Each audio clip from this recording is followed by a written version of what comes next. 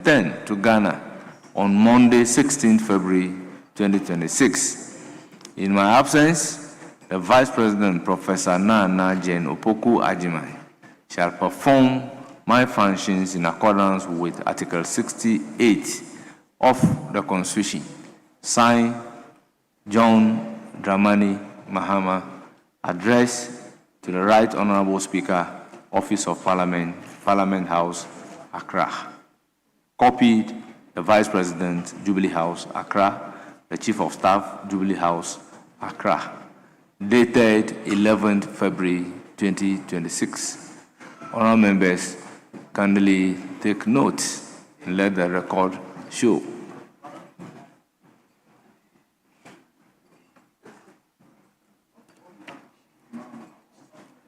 Honourable members, there is no formal communication by the Speaker. We then move to take item numbered 5, correction of votes and proceedings and official reports. And I hold in my hand the vote and proceedings of Thursday, 12 February 2026 for correction. Honourable members, page 1, page 2, page 3, page 4, page 5, page 6, page 7, page 8, page 9, page 10, page 11, page 12, page 13, page 14, page 15, page 16, page 17, 18, 19, and 20. Honourable members, in the absence of any correction, the vote and proceedings of Thursday, the 12th day of February 2026 is hereby adopted as the true record of proceedings. Honourable members, we have 2 official reports. Official report of 5th February 2026 and 6th February 2026. Let's start with the official report of 5th February 2026. Honourable members, is before you for correction. Any correction?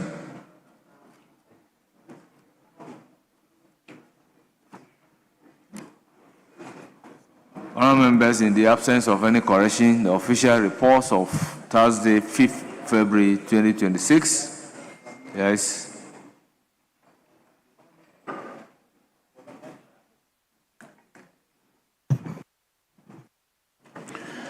Speaker, thank you.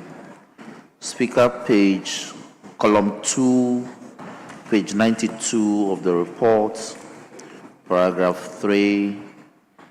In second line, the phrase should be "we introduced," but they wrote "we introduced," Mr. Speaker.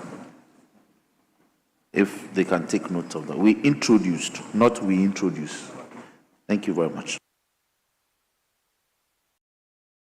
Table office, take note. Any further correction? In the absence of any further corrections, the votes and proceedings of Thursday, 5th February 2026 is hereby adopted as the true record of proceedings. Honourable members, let's turn to the vote and proceedings of 6th February 2026 and do correction on same. Any correction?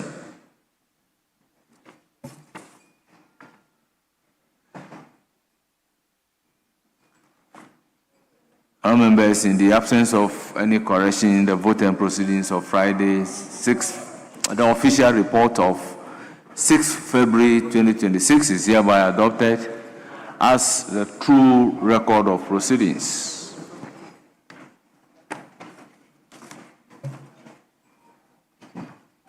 Honourable members, having dealt with item numbered 5, permit me to acknowledge the presence of our revered students in our midst.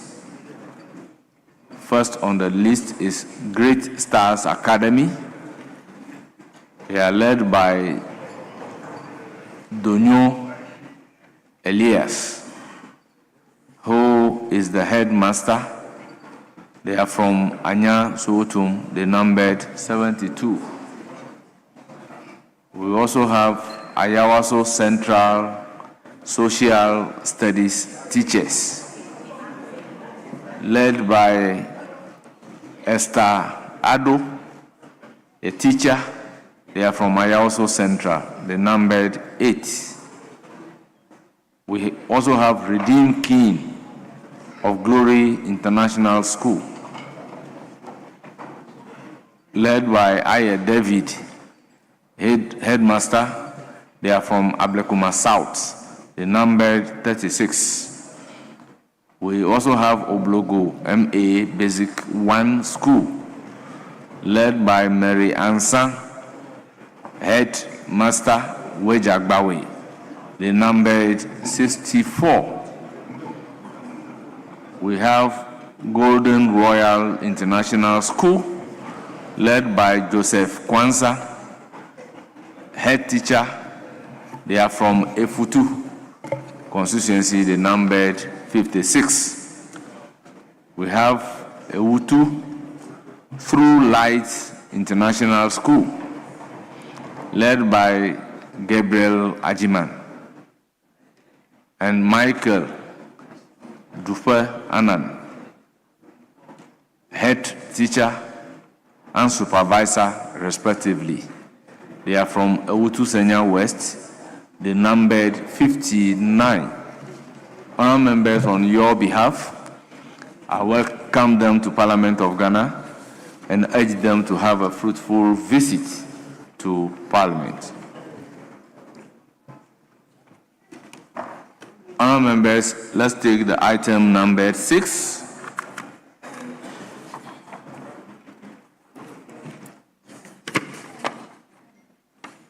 The item number 6 is presentation of the business statement for the 3rd week by the chairman of the committee.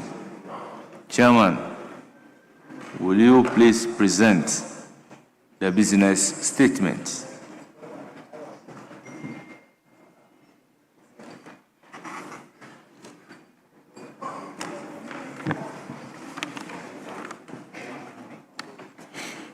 Right Honourable Speaker, your committee met yesterday, Thursday, 12 February 2026, and arranged the business of the House for the 3rd week ending Friday, 20th of February 2026. Your committee accordingly submits its report as follows. As usual, Mr. Speaker, you may read available communications to the House. 59 questions will be asked, 1 urgent, 58 will be oral, 11 will be asked of the Minister for Education, 4 Minister for Trade, Agribusiness and Industry, 11 Minister for Roads and Highways, 9 Minister for Local Government, Chieftaincy and Religious Affairs, 9 Minister for Interior, and 15 questions will be asked of the Minister for Energy and Green Transition. Mr. Speaker, statements pursuant to Order 91-2 may be made by Ministers of State, and also members may make statements in accordance with Order 93. Bills, papers, and reports according to Order 179 may also be laid and taken. Urgent ones can be taken pursuant to Order 160. Motions may be debated and consequential resolutions, if any, taken. Mr. Speaker, once again, we urge the leadership of committees to pay attention to our call to bring their various referrals for us to take those referrals. We indicated that starting from next week, we will do mandatory taking of reports. We would schedule you, and then you must mandatorily bring your report so that we take it. Mr. Speaker, in accordance with Order 2162 and subject to Order 67, the committee submits to the House the order in which the business of the House shall be taken during this week. Thank you.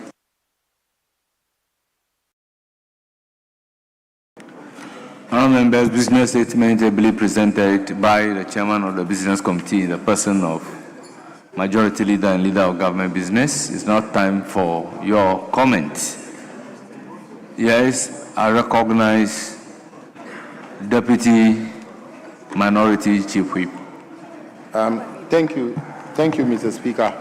Mr. Speaker, I would like to draw the majority leader's attention to the fact that if next week you can program the minister who is responsible for the cocoa board, the CEO, the agric minister, because yesterday the minister responsible for finance had announced about policy.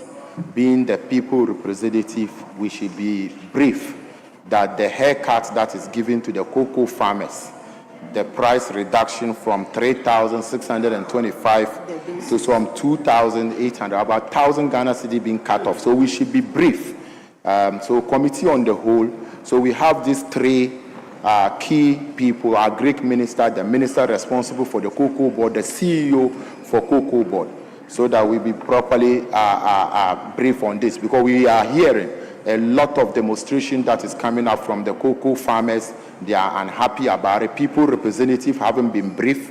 We don't know what actually is going on, so that if the minister can be summoned to brief us on the committee on the whole, because majority leader, the situation is very bad. Yesterday, a lot of people are even going to lose their life as a result of what the government did. People have lost confidence in even farming in cocoa, and people are very sick about this whole issue. It is very, very sad. And as somebody who cares, we should be able to do something with regards to this. Mr. Chairman, it is very important, because yesterday when you hear after the minister's announcement, the reaction is very bad. And we as representative of the over 30 million Ghanaians need to be properly briefed. Yesterday we heard that some people have lost their life as a result of what this government did. So there must be a deliberate thing to be able to deliver. Thank you, Mr. Speaker. Honourable members, with all due respect, our standing orders are very clear. At the time allotted for statements, you can get up to raise an issue of urgent public importance. But when you are called upon to comment on the business statement, your comment should be on the business statement. It will therefore amount to an abuse of the standing orders when the time is not ripe for you to seek leave of the Speaker to bring the attention of the House to a matter of urgent public importance. Instead of commenting on the statement, then you are doing that. Then when it comes to time allotted for statement, where the law allows you so to do, what then are you going to do?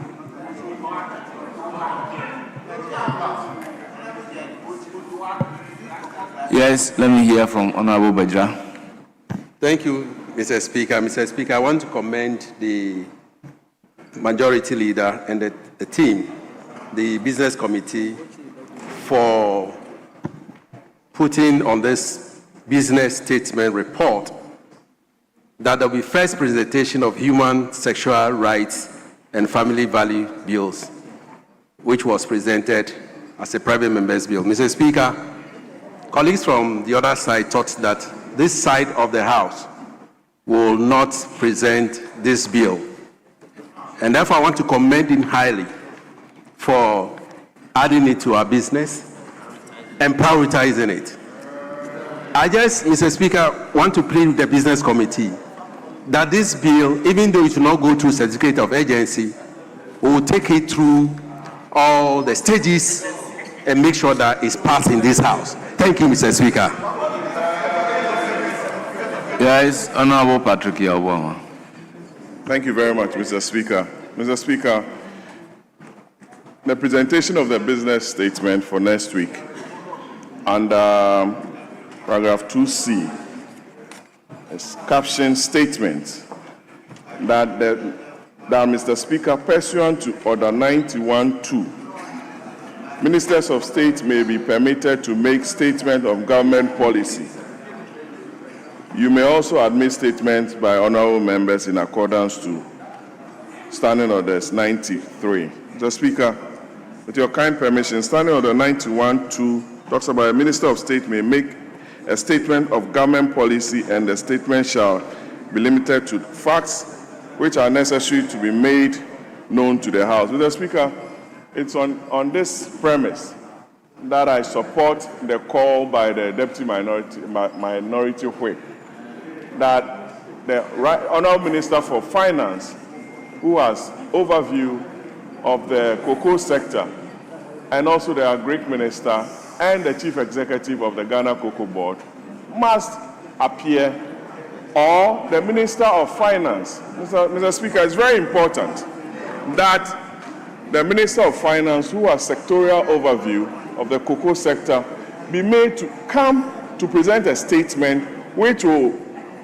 require of you, respectfully, to even call for a committee of the whole on this very important matter. Because, Mr. Speaker, the people of Ashanti region, Volta region, Western region, Central region, Eastern region, Bono, Ahafo, Bono East, are the dominant cocoa producing regions. And if they are facing this issue and they don't hear from the minister who has sectorial overview of this very important sector, then I think we will not be doing this country any good. So it's very important that programming the business for next week, we thought the business committee led by Honorable Mama Yariga, who pretending not to listen to me, should have programmed the Minister of Finance to appear before the House. I don't know what you went to do at the business committee meeting, Mr. Ayariga. The Minister of Finance must come to brief us about the suffering of the 1 million cocoa farmers in this country. What are you doing, Honorable Ayariga? Thank you very much, Mr. Speaker. Yes, Honorable Akwasafwa.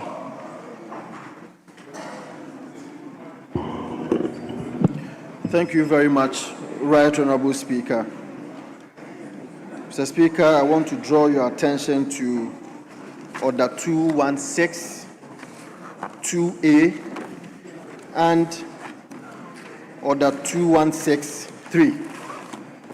The Speaker, Order 2162 says that, subject to Order 67, the committee shall propose the business of each sitting and the order in which the business is taken, except that the House may determine which matters may properly be introduced in the House at any time. Right Honorable Speaker, Order 2163 also says that the power of the committee in Rule 2A, that is the one I just read, shall not limit the power of the Speaker to propose which matters may be introduced in the House. Right Honorable Speaker, it is within your mandate that in instances where the business committee even fails to table a matter for discussions, when the matter is of public importance, and you also believe in same, I am proposing that this cocoa matter is a very serious matter that I am calling on you, Right Honorable Speaker. Honorable matter, honorable member, honorable member, you know the rules that when a matter has been raised at the same day by your two earlier speakers, yes, you don't repeat the same. Respectfully, when you said that he cannot raise that matter at the time that he made it, and he was supposed to have made it at the time that statements were done. I am drawing your attention. What you are saying, how different is it from what Honorable Habib and Honorable Buama has said? No, rather, and you know that you cannot direct me how a discretion of a speaker is supposed to be exercised. I'm not doing that. I am just praying you. I am just making an application. So I'm asking you a question. How different is what you are saying from what has been raised by Honorable Habib and Honorable Patrick Yaobwama, drawing the attention of the fact of the leader of government business and the chairman of the business committee to I it. am also saying that You are sounding repetitive, so kindly resume your seats. Hold on. Honourable member, you are sounding repetitive. Please resume your seat. My next concern, it's okay. My next concern is that yesterday, right here on this floor, I drew your attention to the fact that I have brought the government communication minister to come here to answer to questions. I was expecting that on the other paper today, it would have been mentioned. It was not mentioned. In fact, I have also gone through the whole of the business statement. The question has also not been stated in the ensuing week. Honourable, so I don't know when the government communication minister is going to come here. I'm not supposed to be asking you questions. Because, but you know the rules regarding to admission and processing of a question. well, let me finish. So when questions are admitted and transmitted to the table office, and the admission includes your question, and your question has not been captured, what do you do? Let me finish. What do you do? Please, kindly resume your seat. Right Honourable Speaker, I have a third concern. Please. I have a third concern. With all due respect. You said I should not speak about that. I have a third concern. Let me hear your third concern. Yes.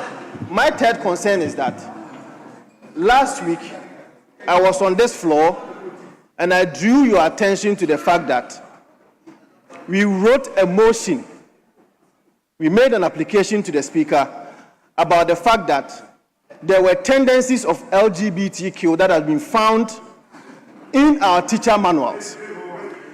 In that application, the Right Honourable Speaker referred the matter to the Education Committee.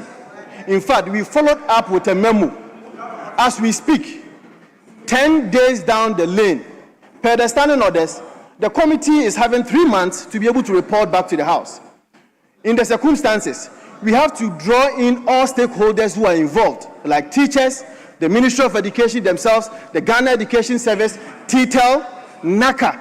And it's going to be a long process. If the Education Committee, as we speak, has not even scheduled for us to be able to take this matter, it is worrisome. And I was expecting that the Business Committee and the Chair I'm sorry to say will this. make sure that it is in the Business Committee. You Thank are you so much. a well-respected lawyer. You have also indicated that by the rules, the committee has 3 months within which to work. And if 10 days along the line, you haven't heard anything from the committee, there are remedial measures that you could take. It's not for you to come to the floor to say it. Without taking those remedial measures, what do you want this floor to do for you?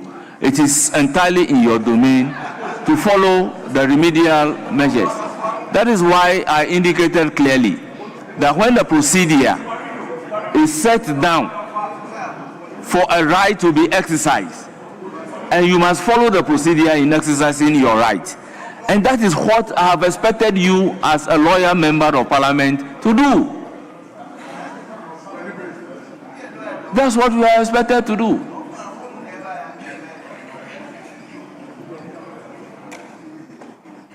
Yes, Honourable Dr. Kabiru. Thank you very much, Mr. Speaker. Mr. Speaker, I would want to also note with appreciation the work of the Business Committee in rolling out the business for the ensuing week. Mr. Speaker, just like it's an overflow issue, I still think that you should consider it, and I'll join in appealing to you to consider the request by the leader of our side. Mr. Speaker, there is a statement that has been admitted in my name, and I want to thank them because it was an issue I raised last week. And once they have captured it and they have taken into consideration that particular statement, I want to commend them. When the leader of the House was responding to the question, he did not respond last week to that question, so I was worried. But having found it in the statement, I think it's worthy of commending. Mr. Speaker, I have observed one thing. It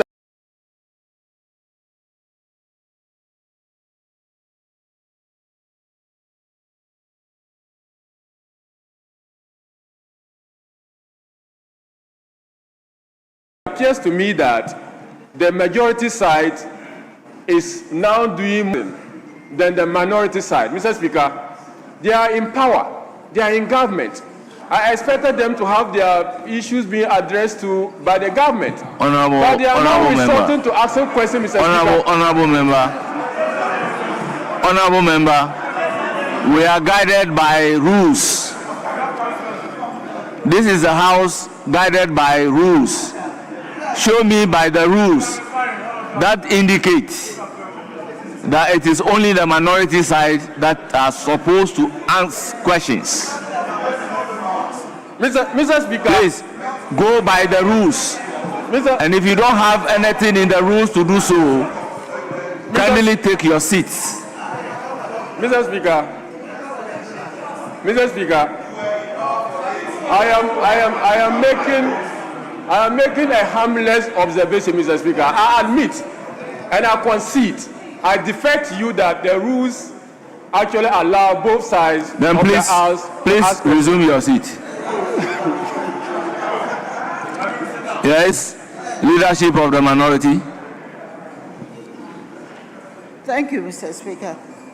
Mr. Speaker, on page 1 of the business statement, I've noticed that there's a statement that is being made by Honorable Dorcas Afotofi, and if my memory serves me right, on Wednesday there was a presentation of such a statement from one of our Adondo. I was wondering if it is proper to admit the statement of the same nature at this point in time. So I was going to appeal to the leader of the House to take that statement off, or I don't understand why we should repeat that statement, because a number of people have been presenting statements on different topics. I'm talking about the statement by Dorcas, page 1. Yes. I think that was done by Honorable Dorio. It was presented by Honorable, and we discussed it. So I don't know why we are repeating the same statement or a similar statement. Thank you. Yes, that's a very good observation. I will then move to Honorable Nochukoti, give the floor to the majority leader, then we draw the curtains down. Thank you, Mr. Speaker. Mr. Speaker, Honorable Asafua made an allusion to the Education Committee, that a reference was made to us for which the Education Committee had not acted upon. Yes, we have received the memo from the Deputy Minority Leader. I have spoken with the ranking member, but the issue is that we cannot meet without the Minority Leader, who is the petitioner. So our inability to meet is because the Minority Leader is not available. Thank you, Mr. Speaker. Honourable members, I believe strongly that this information could have been made available for him if he had used the rules and what is available, the remedial measures available for him. He would have known the challenge that the committee is facing.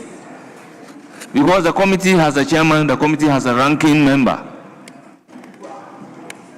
Yes, Majority Leader.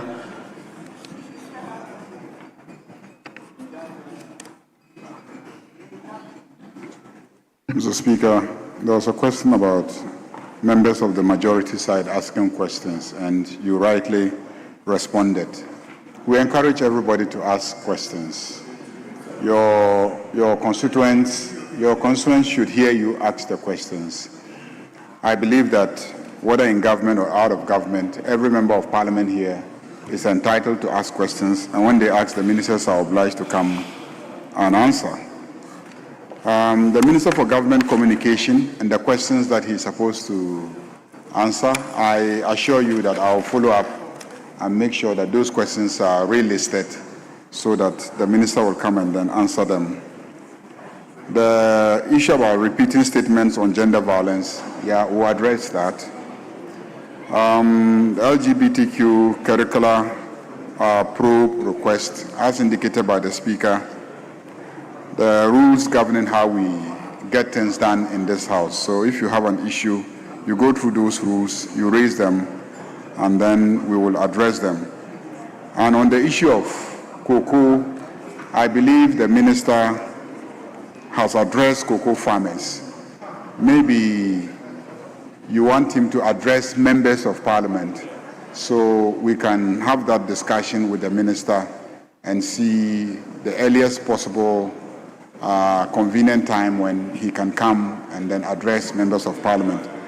But I can assure you that cocoa farmers have been spoken to directly by the minister, and the cocoa farmers understand the situation, and it is unpleasant, but cocoa farmers understand the situation. I listened to radio this morning, and the various leaders of the cocoa farmer associations, several of them spoke on radio and indicated that in view of the declining world market price of the commodity, they themselves as farmers know that it will be difficult to get exactly the amount that they were initially promised. And so I believe that the farmers understand, and they are also very excited about the long-term measures that government is putting in place to address systemically the challenges in the cocoa sector. I recall that in this house, time and again, we have raised the issue of cocoa roads and how that has encumbered and burdened the cocoa farmer. And as we heard the Minister of Finance yesterday, all the debt is taken away and then transferred to the Minister for Roads, and therefore Finance Minister will pay that. And then Cocoa Board will remain, we will restructure Cocoa Board and make sure that it is a more efficient and effective organization. And then we will also introduce, financing mechanisms that will allow people to buy into the cocoa sector and then finance the purchase of cocoa beans. We also have a major policy shift in the area of having a percentage of cocoa that must be processed in Ghana, and that will also tie in with job creation and then the expansion of the manufacturing sector in our economy. So it is not just to deal with the current crisis, but looking into the future and finding a solution that addresses systemically and long-term the challenges of the cocoa sector. But the minister will come. I will try and convince him to come, and then we can all engage in this conversation. It's a national issue, and we represent constituents that are in the cocoa sector. You may think that Boku, we don't grow cocoa, but if you go to the entire country where cocoa is grown, you will find out that many of the farmers there, many of the owners of the small farms are from my constituency. So I can assure you that Boku is as interested in cocoa price as any other member of parliament from any of the southern regions here. I'm a stakeholder in the cocoa industry. That I can tell you in confidence. That I'm a stakeholder in the cocoa industry. So the minister will definitely come so that he can brief us as well on the measures that government is taking. I do agree with you that it is important, but we needed to respond to the farmers first and then put them at ease and then come to the house and engage the leaders who are in the house. Thank you very much, Mr. Speaker.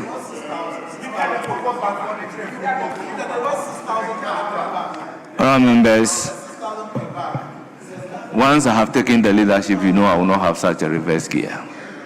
Honourable members, the business statement as presented is hereby adopted. Yes. Majority Leader.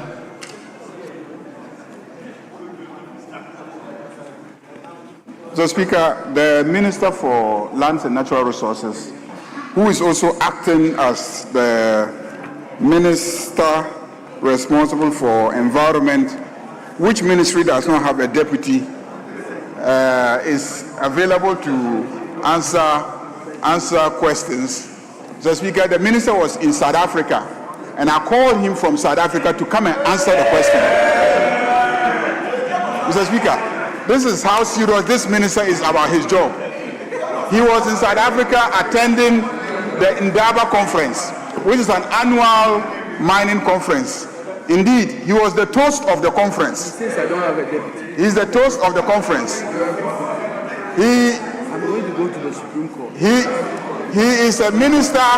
He is a minister with a deputy who is not the deputy minister for environment. Can you imagine? I told my deputy. So, Mr. Speaker, we'll take the questions. Yes. Majority Leader, I heard somewhere that the Minister for Lands and Natural Resources and then Oversight on Environment came back to Accra on a chartered flight. Is it the case? Mr. Speaker. Tell me, I came on a commercial flight with the guys. Mr. Speaker, Honorable Boama is his witness. They flew in together, and he says that Honorable Boama chartered the flight and he joined him. So once Honorable Boama is a living witness, tell us how you came to the country.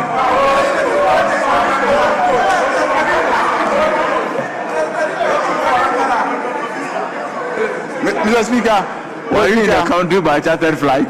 Mr. Speaker, I think we should lay some two documents before the questions are taken. Item number 10A, Roman numeral 1 and Roman numeral 2. Mr. Speaker, I crave your indulgence that we vary the order of business and just lay those and then come back to questions. Minority, the application is to vary the order of business to take the item number 10. Mr. Speaker, we don't have any difficulty on that. Honourable members, at commencement of public business, presentation of papers. Item number 10A by the Minister for Energy and Green Transition.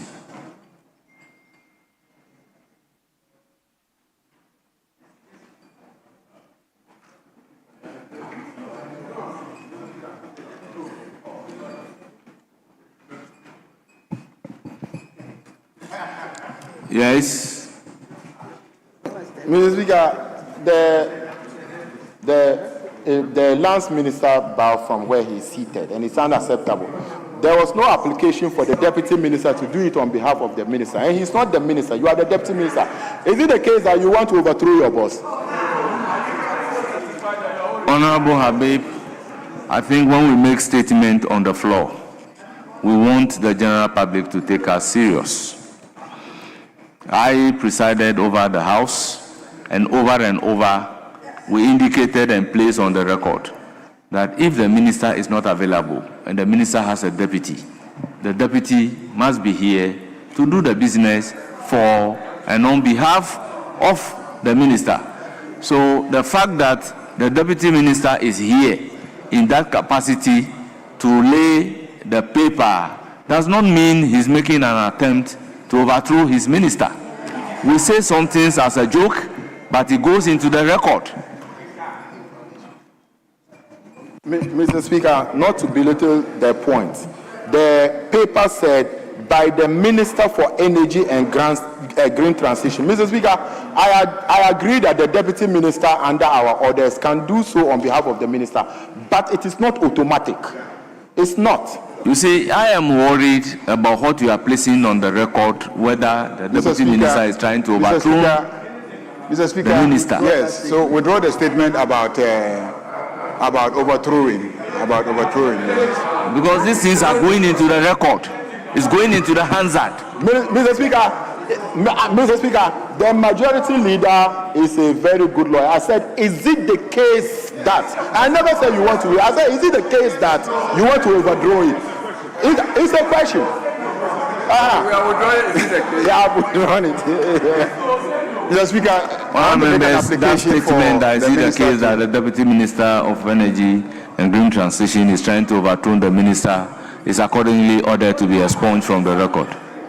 Yes, Mr. Majority Speaker, Leader. the minister is not available immediately, so if we can have the deputy lay the paper for the minister. For the deputy minister to lay or present the papers instead of the minister. We don't have any difficulty in that.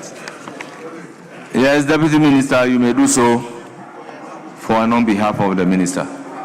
Amendment for the extension of the terms of the West Cape 3-point agreement between the government of the Republic of Ghana, represented by the Ministry of Energy and Green Transition, and Ghana National Petroleum Corporation, GNPC Exploration and Production Limited Company, Talu Ghana Limited, Cosmos Energy Ghana HC, Cosmos Energy Ghana Investment and Petrusa Ghana Limited. Amendment for the extension of the terms of the Deepwater Tunnel Petroleum Agreement between the government of the Republic of Ghana, represented by the Ministry of Energy and Green Transition, and Ghana National Petroleum Corporation, GNPC Exploration and Petroleum Limited Company, Talu Ghana Limited, Cosmos Energy Ghana HC, Cosmos Energy Ghana Investment and Petrusa Ghana Limited. Honourable members, the paper by the item numbered 10A, 1 and 2 at page 5 of today's order paper have all been duly presented and referred to the Committee on Energy for consideration and reports. Yes, Majority Leader. Mr. Speaker, we'll turn to page 6 of the order paper. The chairman for the committee in charge of energy is here to lay 3 reports. So we'll take item B, III, IV, and V. The chairman is here to lay the reports. So starting from item number B.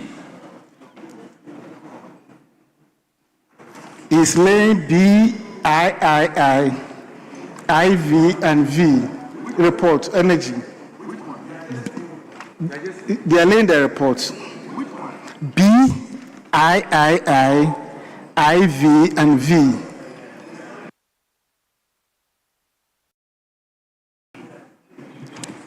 Item numbered 10B, I,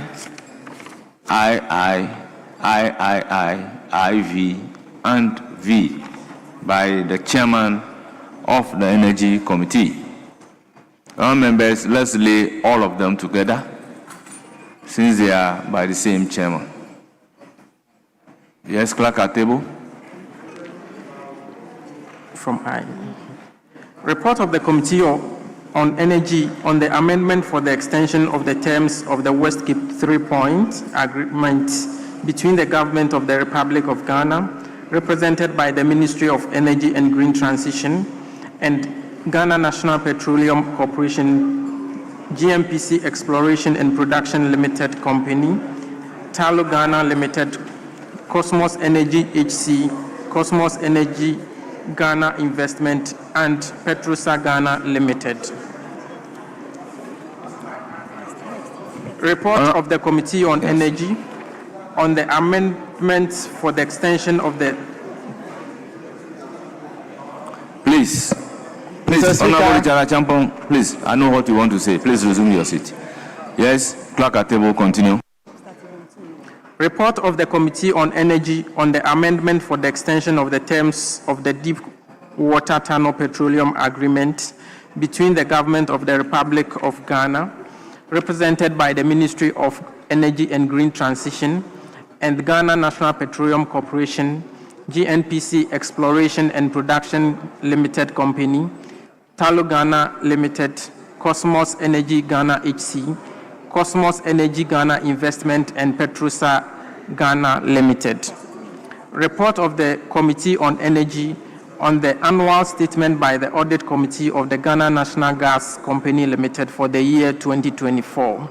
Report of the Committee on Energy on the annual statement by the Audit Committee of the Ghana Cylinder Manufacturing Company Limited for the year 2024.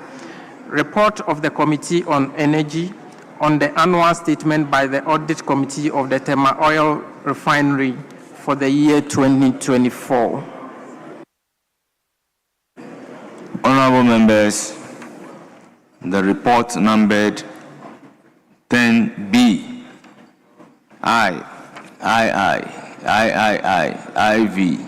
and V at page 5 and 6 of today's order paper have all been duly presented to the House, and it is for distribution to honorable members. Yes. Mr. Speaker, we turn to item 8, today's order paper P3, for the Minister to answer the earlier question and the subsequent questions. Honourable members, the Minister for Environment, or the Acting Minister, has been scheduled to answer designated questions, some urgent, others oral. The Minister is already seated to answer those questions. I will therefore proceed to give the floor to the member questioners to do so.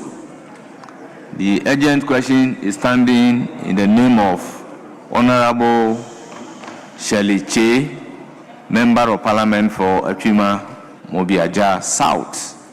Honorable Member, you have the floor.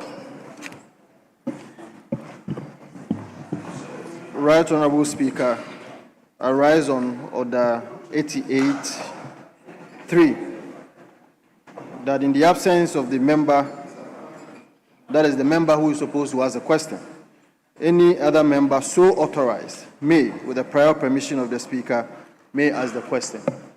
Mr. Speaker, I have the authority of the Honorable Shirley Che to ask the question on his behalf. Please do. Thank you very much, Right Honorable Speaker. I rise to ask the Minister for Environment, Science and Technology how the Council of Scientific and Industrial Research, that is the CSIR, intend to scale up the marketing and distribution of its newly introduced food products and to support food security and small agro processors. Thank you. Yes, Honorable Minister. Thank you, Honorable Speaker. The Council for Scientific and Industrial Research, CSIR, is mandated under CSR Act 1996, Act 521 to conduct scientific research and commercialize its research outputs. In fulfillment of its mandate, CSIR has developed demand-driven technologies, innovations, products, and services that meet market needs and enhance agricultural production, agro-processing, and food preservation. These technologies and products are designed to respond to the needs of agro-processors, private businesses, consumers, and industry players. To strengthen commercialization efforts, CSIR has revamped its commercialization directorate to actively drive the market uptake of research outputs on a full-time commercial basis. The directive focuses on 1, developing and implementing effective marketing strategies, engaging industry and private sector partners to facilitate commercialization and technology transfer, and 3, building institutional capacity in marketing, business development, and industry engagements across all 13 CSR institutes. This institutional restructuring enhances CSIR's capacity to transition innovations from laboratory development to market deployment. To address the challenge of demand exceeding supply of CSIR's commercial products, the Council actively pursues partnerships with commercial players, SMEs, and agro-processors to upscale production, strengthen distribution channels, expand market access, and integrate key value chain actors, including farmers, processors, and marketers. Beyond direct commercialization, CSIR Institute enter into MOUs with private farms and industry players to scale agriculture production and embed research outputs into commercial operations. In addition, CSIR delivers capacity building and training programs for small-scale processors in research-based processing, post-harvest handling and food safety standards, product development and packaging, technical guidance on scaling up production for sustainable enterprise growth and job creation.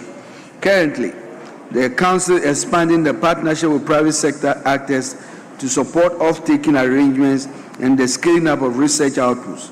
CSR also organizes platforms such as food fair and participates in exhibitions, open days, and related events to showcase technologies and products to prospective investors, agro-processors, entrepreneurs, and policymakers. These initiatives enhance visibility, stimulate investment, create business linkages, and strengthen agro-processing value chains, thereby contributing to national food and nutritional security. I thank you. Any supplementary question? Honourable member. Let me thank the Honourable Minister for his answer. Right Honourable Speaker, I would want to ask that what are some of the specific products that you target to scale up? Some specific products that you target to scale up?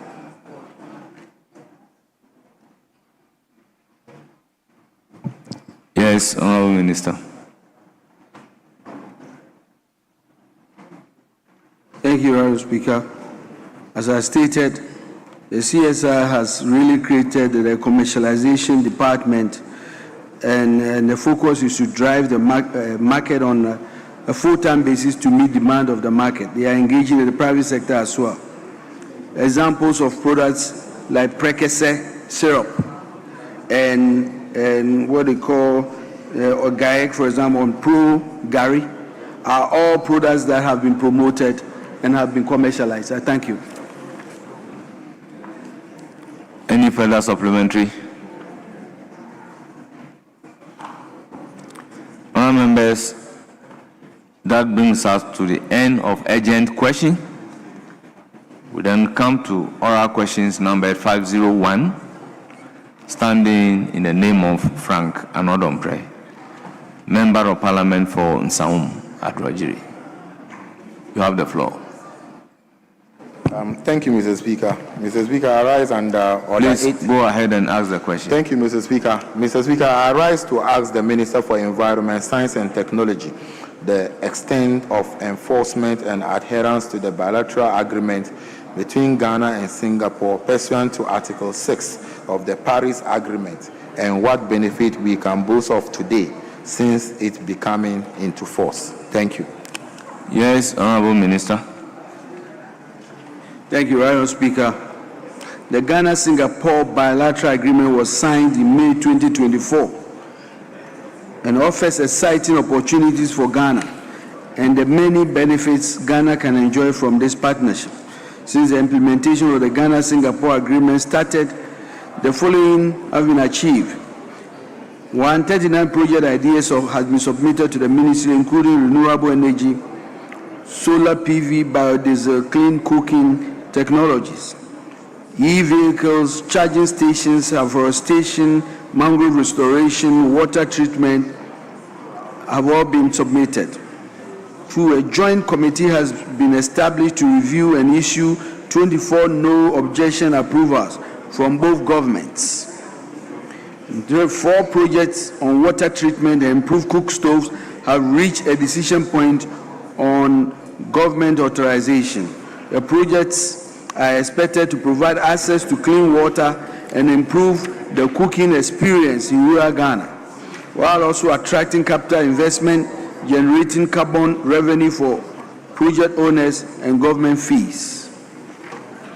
For the remaining 20 projects, the developers have submitted their concept notes and is currently under review. I thank you. Yes, any supplementary question? No supplementary question. Thank you very much. We then move to question numbered 502, also standing in the name of Honourable Frank Anodompre. Yes, you have the floor. Thank you, Mr. Speaker. Mr. Speaker, I rise to ask the Minister for Environment, Science and Technology how many Ghanaians the Environment Protection Agency, EPA, had employed in the past 3 months, the categories of officers employed, and if financial clearance was obtained from the Ministry of Finance for such employment within the period mentioned. Thank you. Yes, Honorable Minister.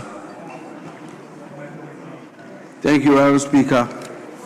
Since November 2025, the EPA has recruited 392 contract staff, made up of technical staff 295 and administrative staff 97, to support immediate operational needs.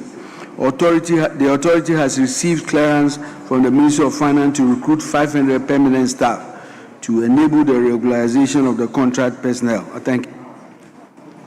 Yes, any supplementary? Honorable member, I stated always that when a member exhausts or says, I do not have a supplementary question, before another member can have the opportunity. Yes, any supplementary? Mr. Speaker, I don't have any supplementary question. Very well. Yes, Honorable Jerry Shaib. Thank you very much, Mr. Speaker. Mr. Speaker, the Minister in his response indicated that the first batch, which is about 350-something, are contract staff. Does that mean that they did not have clearance before they were recruited? Yes, Honorable Minister. Honorable Speaker, in response to the increased scope of work and persistent environmental degradation and the need to expand EP operations to the district and municipal levels, particularly through increased field staffing, indeed, those actions were taken and contract staff were employed. Coincidentally, I'm very happy to report that we have received clearance from the ministry to basically regularize those contract staff. I thank. Yes. Yes, Speaker, I don't think the Minister got my question, but I don't want to belabor the point. It's fine. Because I don't want to ask any further questions. I don't want to ask any further questions.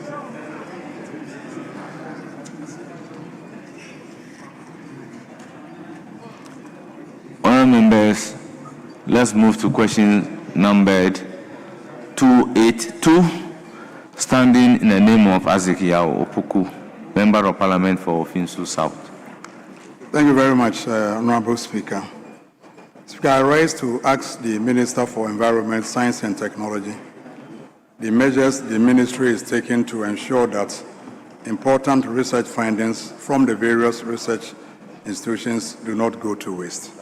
Thank you very much, Right Honorable Speaker. Yes, Honorable Minister. Thank you, Honorable Speaker. The ministry has taken deliberate steps to ensure that critical research outputs are effectively utilized. One activity that was promoted by the immediate past minister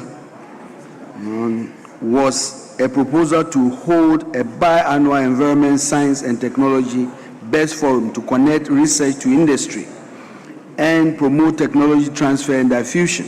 The first BEST Forum was held at the La Palm Beach Hotel during the last quarter of 2025. Beyond this, the ministry is reinforcing its coordination role by mobilizing funding for applied research, supporting development and technology transfer activities, and formulating policies that incentivize private sector participation. Significantly, the ministry is also prioritizing the mobilization of domestic and development partners funding for research aligned with national priorities, knowing that over-reliance on donor funding often shifts research focus toward donor interest rather than the Ghanaian interest. Mr. Speaker, the ministry is also steadfastly bridging the gap between research from Ghana's research institutions and transformative national applications, ensuring no innovation goes to waste in our collective march toward prosperity. Through the Ghana Research and Industry Collaborative GRADE, we bring together research, academia, industry, government, and global partners in building research databases, reformatting projects for market readiness, and forging commercialization pathways via annual stakeholder fora that unite partnership for economic leapfrogging. I thank you. Any supplementary? Thank you very much, Right Honorable Speaker. Right Honorable Speaker, I want to find out from the Minister whether he would consider bringing the important stakeholders together, the research institutions and the entrepreneurs, to for a common workshop or exhibition, for them to see if... Yes, Honorable Member, you can suggest that to the Minister. Minister, can you resume your seat? You can make that suggestion to the Minister.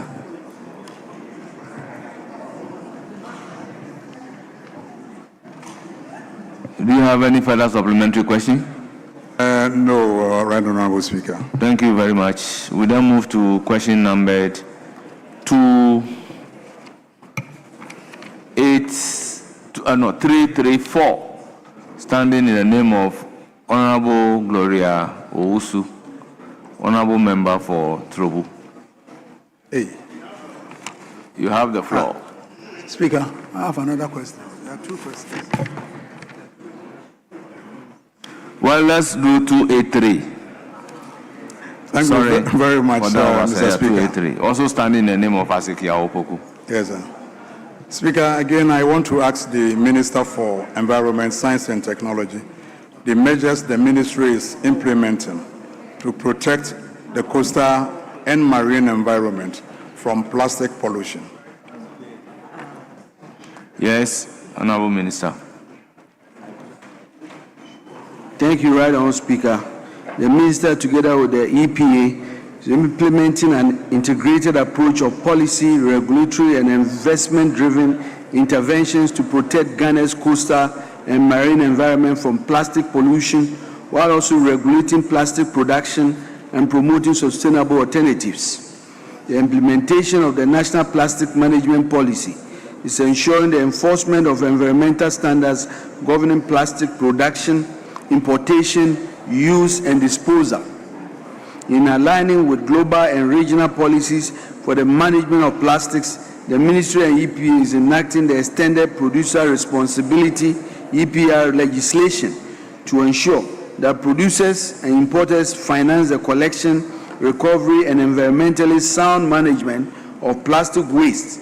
Investment in programs such as the World Bank-funded WACA program, which is supporting coastal resilience, marine pollution control, and improved solid waste management in coastal municipalities.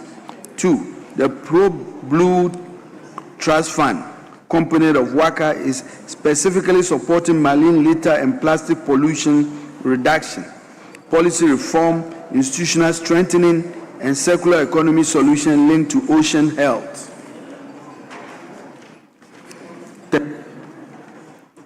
Yes, Honourable Minister, that's the answer. Any supplementary question? Thank you, Mr. Speaker. Speaker, I want to ask the Minister if there is any system in place to measure the success of the implementation strategies.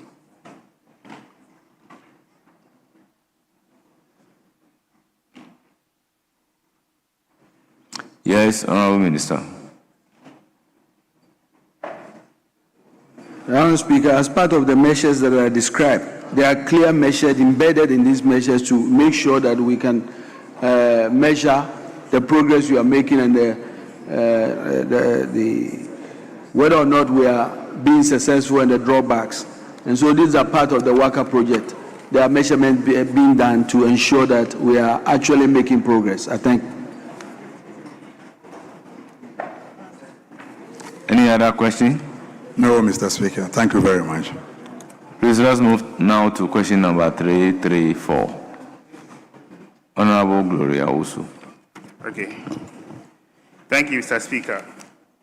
Mr. Speaker, I rise under Order 88.3. I have the authority by the Honourable Member. Please do. Thank you, Mr. Speaker. To ask the Minister for Environment,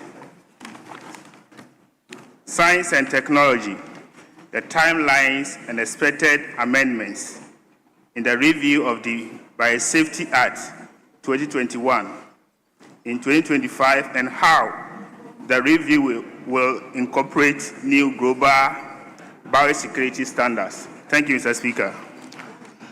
Yes, Honourable Minister.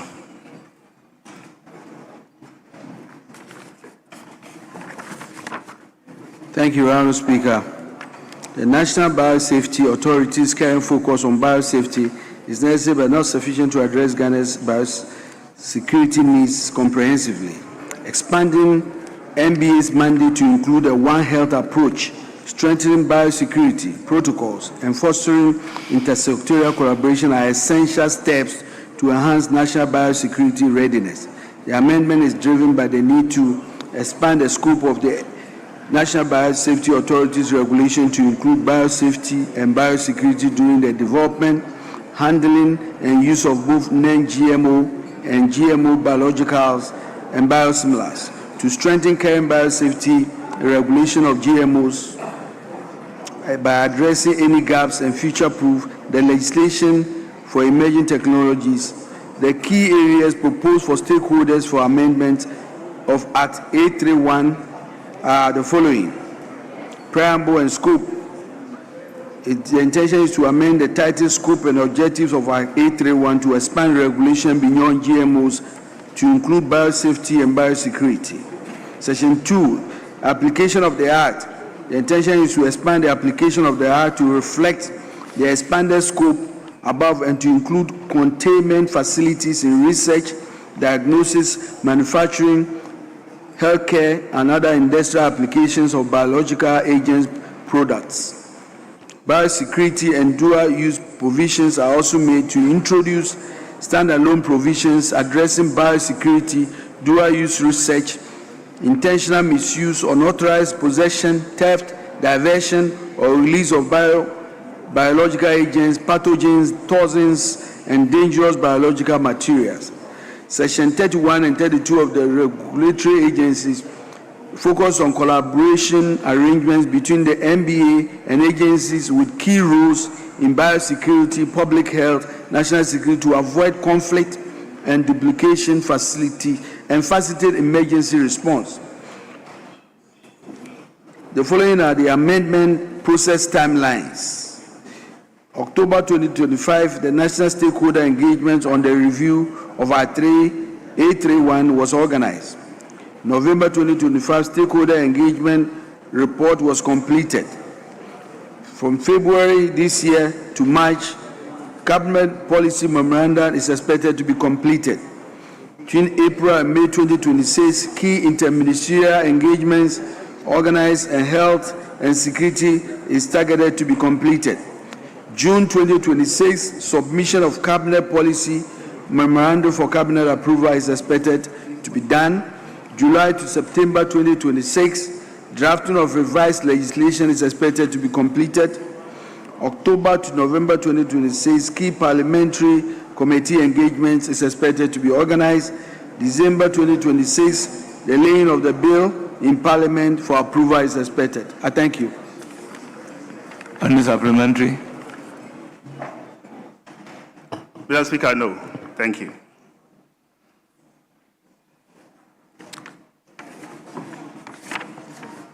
Members, let's then move to question number 335.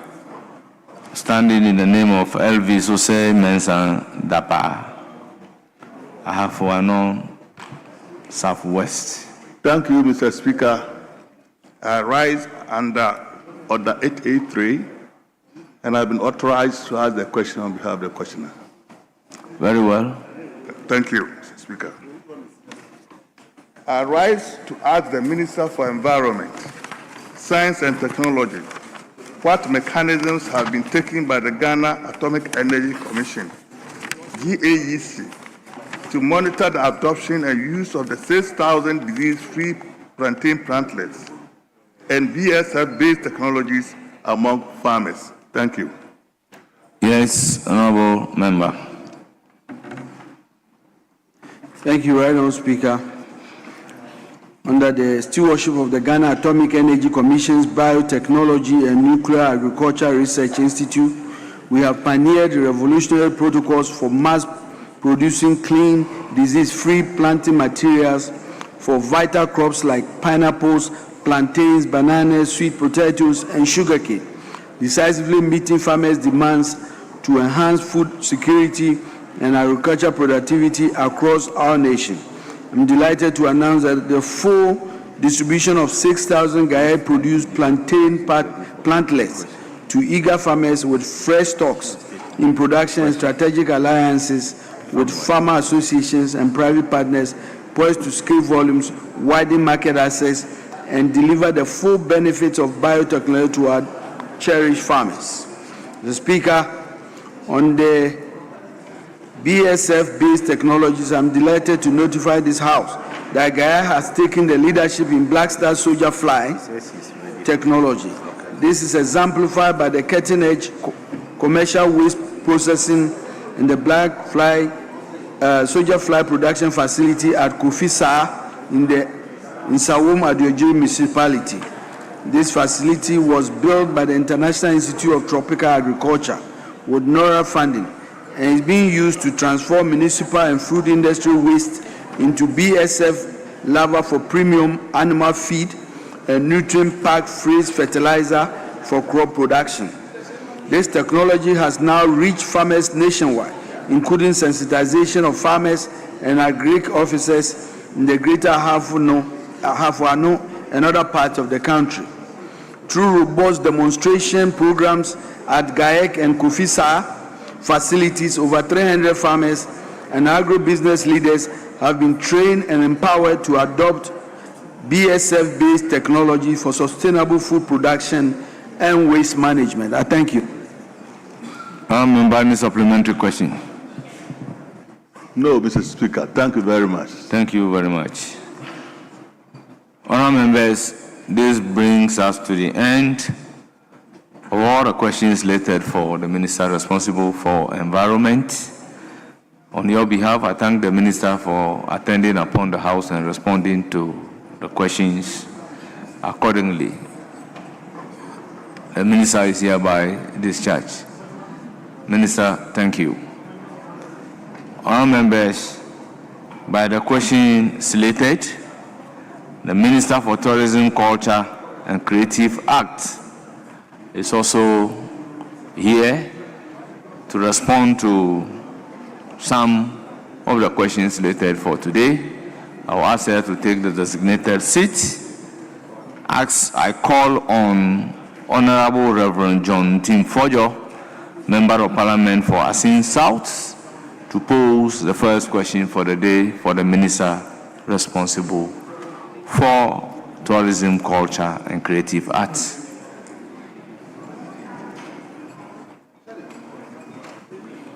Right, Honorable Speaker, I rise on Order 88.3, and I have the permission of the member to ask the question. Honorable Shelley, this one I know you don't have the authority. I don't. I do. So if you have the authority, you go ahead and ask the question. Because if you have given an authority to somebody to ask the question on your behalf, I was in a and soon thereafter you walk in, I wonder if that meeting. person also have your authority. And I rushed back. Please ask. I rise to ask the Minister for Tourism, Culture and Creative Arts the measures the ministry is implementing to prevent the desecration of the Independence Arch, Kwame Nkrumah Mausoleum, and other sacred national monuments by same-sex couples and LGBTQ+ activists. Yes.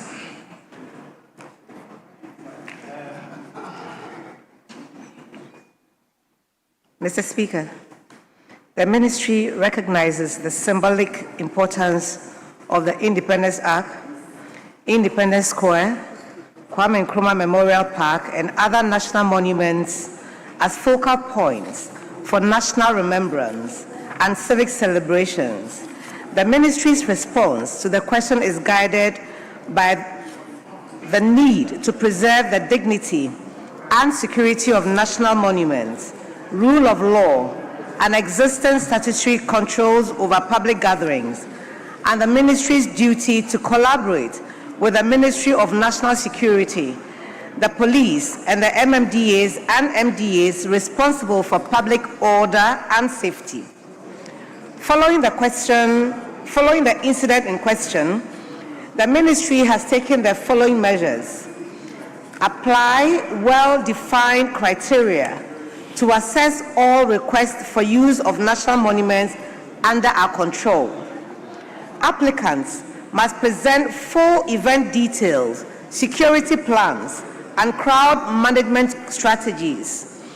Any proposal that does not meet cultural, security, or public order requirements will be rejected. Enforce existing rules for public gatherings in conformity with statutory instruments, including the Public Order Act, which sets out notification and control mechanisms for special events and routes. The Ministry will ensure that these statutory procedures are strictly applied for any event at all the institutions, facilities, or other national monuments under its control. Mr. Speaker, the management of the Independence Square and the Independence Arch is under the control of the presidential household at the office of the President. It is gratifying to note that the national security has instituted and heightened surveillance and protection arrangements around the Independence Arch, the Independence Square, and other national installations to ensure they are not used by any individual or group whose activities may contravene the laws of Ghana. Mr. Speaker, with strengthened security collaborations, robust permit controls, and firm enforcement mechanisms, the Ministry will continue to protect all national monuments under its control from any form of desecration or unauthorized use. I thank you. Honourable Member, any supplementary question? No supplementary question. Thank you. Yes, Honourable Habib. Thank you, Mr. Speaker. Mr. Speaker, I would like to ask the Minister for Tourism, Culture and Creative Arts whether you were aware that two men were kissing at the Independence Square. Honourable Member, the question is overruled. Mr. Speaker, in her answer, the minister's answer, she said, because if you look at the question itself, the question says that to prevent the discretion of Independence Act, the question make reference to an incident. Mr. Speaker, and the minister in the answer said, following that incident, these measures are put in place. So for you to be asking the minister whether she is aware of the very incident being complained upon, I do not know how I'm going to describe your question. So the question is completely overruled. Mr. Speaker, I take your guidance, but safe that the question concluded. Question is overruled. So, Mr. Speaker, can I rephrase my question in another way? Please do. Whether the minister is aware that other monuments under your ministry, same-sex activities do happen there, and what will you do to prevent Please file a fresh question and the minister will come here and provide the answer. Yes, Honorable Jerry Ahmed. Speaker, thank you very much for this opportunity. Speaker, is the minister aware and is she giving us assurance that this incident that took place, first of all, does she know that the incident that took place, the couple that came to desecrate the Independence Square, that they were found kissing, and at the Kwame Nkrumah Mausoleum, they come from South Africa, and when they were asked, they said they had clearance. Honorable Jerry Ahmed, you could file a fresh question to ask the minister the country that the people involved in the allegation are coming from. I'm not asking. And the minister will come and provide the answer for you. Speaker, I actually spoke as a matter of fact. Question overruled.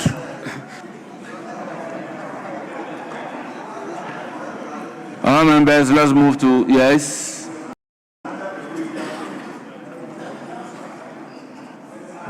Thank you, Mr. Speaker.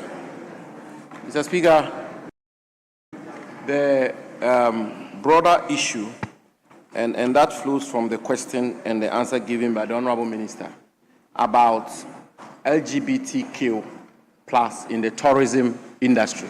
within the tourism industry. What are the concrete steps the Honorable Minister is taking to deal with issues of LGBTQ within the tourism industry?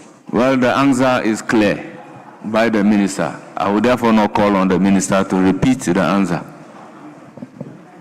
I will not call on you to repeat the answer, so I will not allow the question.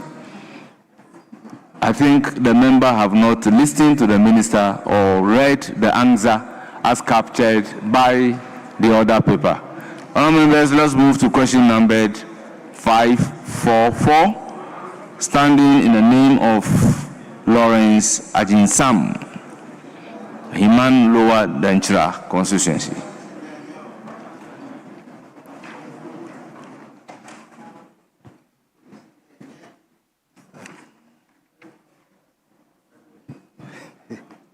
Mr. Speaker, I come under Order 88.3 with permission and authorization from the Member of Parliament. Please do. Thank you very much, Mr. Speaker.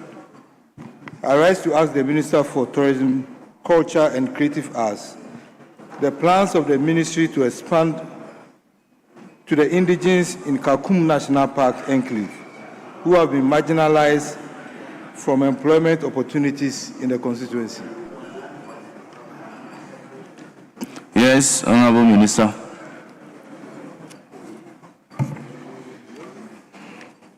Mr. Speaker, the establishment of Kakum National Park has created direct and indirect job opportunities for the youth in the area. This is because apart from some of the youth being employed at the park, its presence has led to the springing up of hotels, guest houses, eateries, and restaurants and other social service facilities that provide livelihoods for a number of youth. As a sector, we are also putting plans in place to implement a community-based ecotourism and skills development programs to train the youth at tourist centers as tour guides, eco-guides, and other service providers. Nevertheless, it must be mentioned that the Kakum National Park is under the management of the Ministry of Lands and Natural Resources. Thank you. Yes, any supplementary question? Yes, Honorable Patrick Yabonga.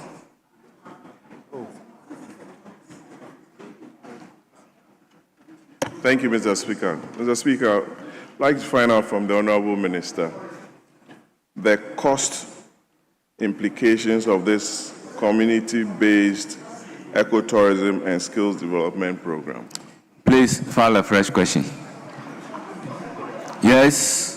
Thank you, Mr. Speaker. Mr. Speaker, I would like to find out from the minister, because if you look at the end of her answer on page 53, she said it must be mentioned that the Kakum National Park is under the management of the Ministry of Lands and Natural Resources. I want to find out from you the answer that is provided to this question. Is it provided from the tourism or the Ministry of Lands and Natural Resources? If you said it's not under you. Yes, Minister.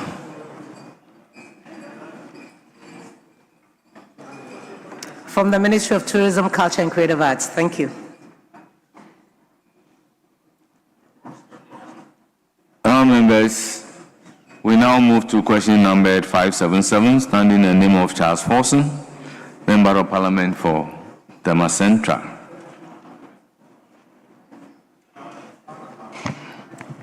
Mr. Speaker, I rise under Order 88.3. I have the permission. Member, please.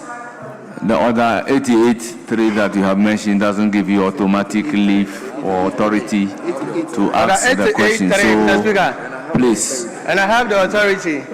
Yes, you are now speaking. Okay. Mr. Speaker, I rise to ask the Minister for Tourism, Culture and then Creative Art how the ministry plans to implement the Black Star experience in 2025 and what institutional partnerships and private sector collaborations are being established to ensure its success as a diaspora tourism brand.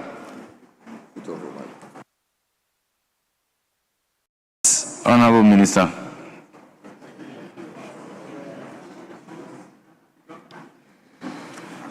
Mr. Speaker, the aim of the Black Star Experience is to harness the country's rich cultural heritage, natural beauty, and our dynamic creative sector.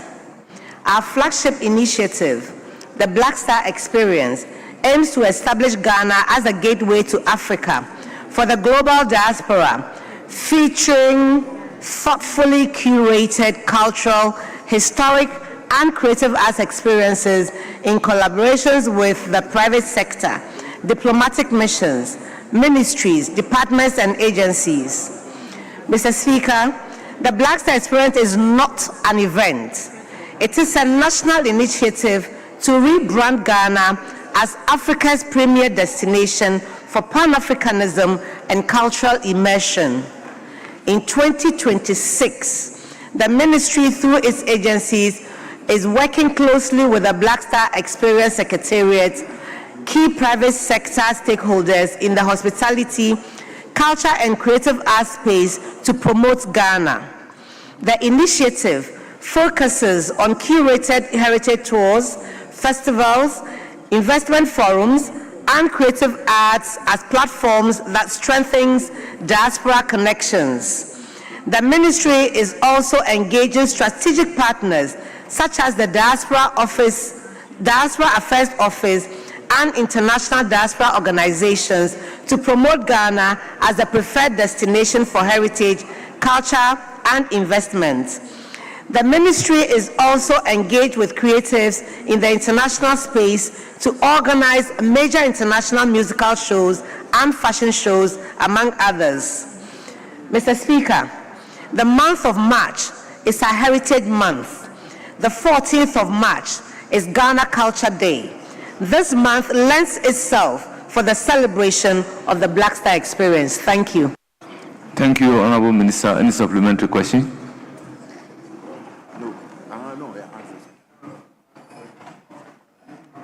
Mr. Speaker, I would like to know how much they spend on 2025 Black Star Experience. Please file a fresh question.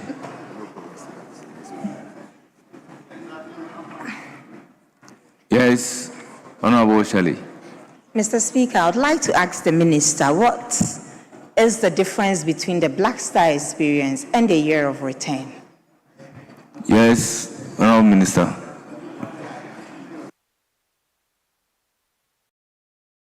Mr. Speaker, my understanding of the Year of Return was an invitation to Africans in the diaspora to come back home and make Ghana their home. We all know that African Americans consider Ghana as the motherland. So that exercise was really a homecoming for all those who identify with our country. But the Black Star Experience, as I've indicated, is really about everything that we do as Africans, whether you are on the continent or in the diaspora. It is not an event, it is a lifestyle change. Thank you. Honorable Patrick Obama. Thank you, Mr. Speaker. Mr. Speaker, I would like to find out from the Minister, in the spirit of forming a lean government, whether we have a Black Star Experience Secretariat and also a Diaspora Affairs Office. Honorable, the fact that you premise your question in the spirit of forming a lean government. Yeah. Lean government has nothing to do with the question Mr. before Speaker, us. I want So to know you are the collaboration completely between overruled. the Black Star Secretariat I'll give the floor to and the Honorable Diaspora Office. Asafo-Adjei. Honorable Asafo-Adjei, you Whether have they the don't floor. perform the same role, Mr. Honorable Speaker. Asafo-Adjei, you have the floor. Asafo-Adjei, you have the floor. Thank you, Mr. Speaker. Mr. Speaker, if you look at the premise of the question is to ask the plans to implement the Black Star Experience in 2025. Mr. Speaker, it is clear that we are in 2026. I want to find out from the Honorable Minister if there have been some lessons that have been learned from the 2025 experience, which would be implemented in the 2026 experience. Yes, Honorable Minister. Is the question asking if there are any lessons learned from 2025 that will feed into 2026? Exactly. Was that the question? Exactly. Yeah. Well, so as I said before, because it's not an event, and it's a culmination of all the things that identifies us as Africans, I suppose that the experience we have all just had of I Show Speed coming to Ghana, the euphoria that it came with, President Mahama wearing his fugu, being addressed as blouse, and Fugu Wednesday being initiated.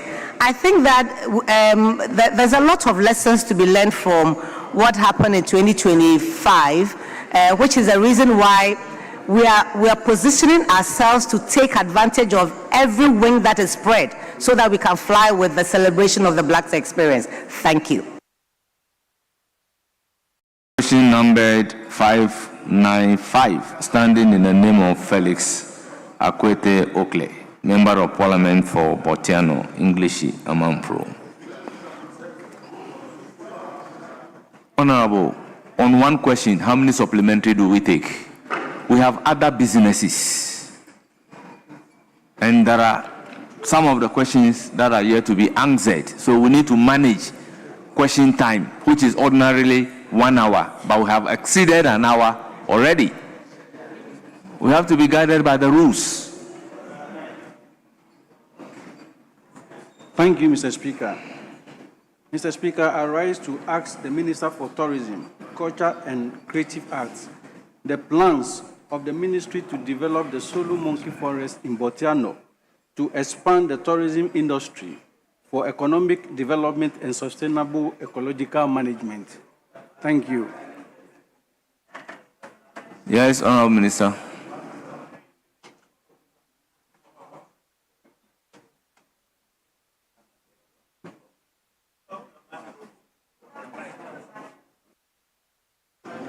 Thank you.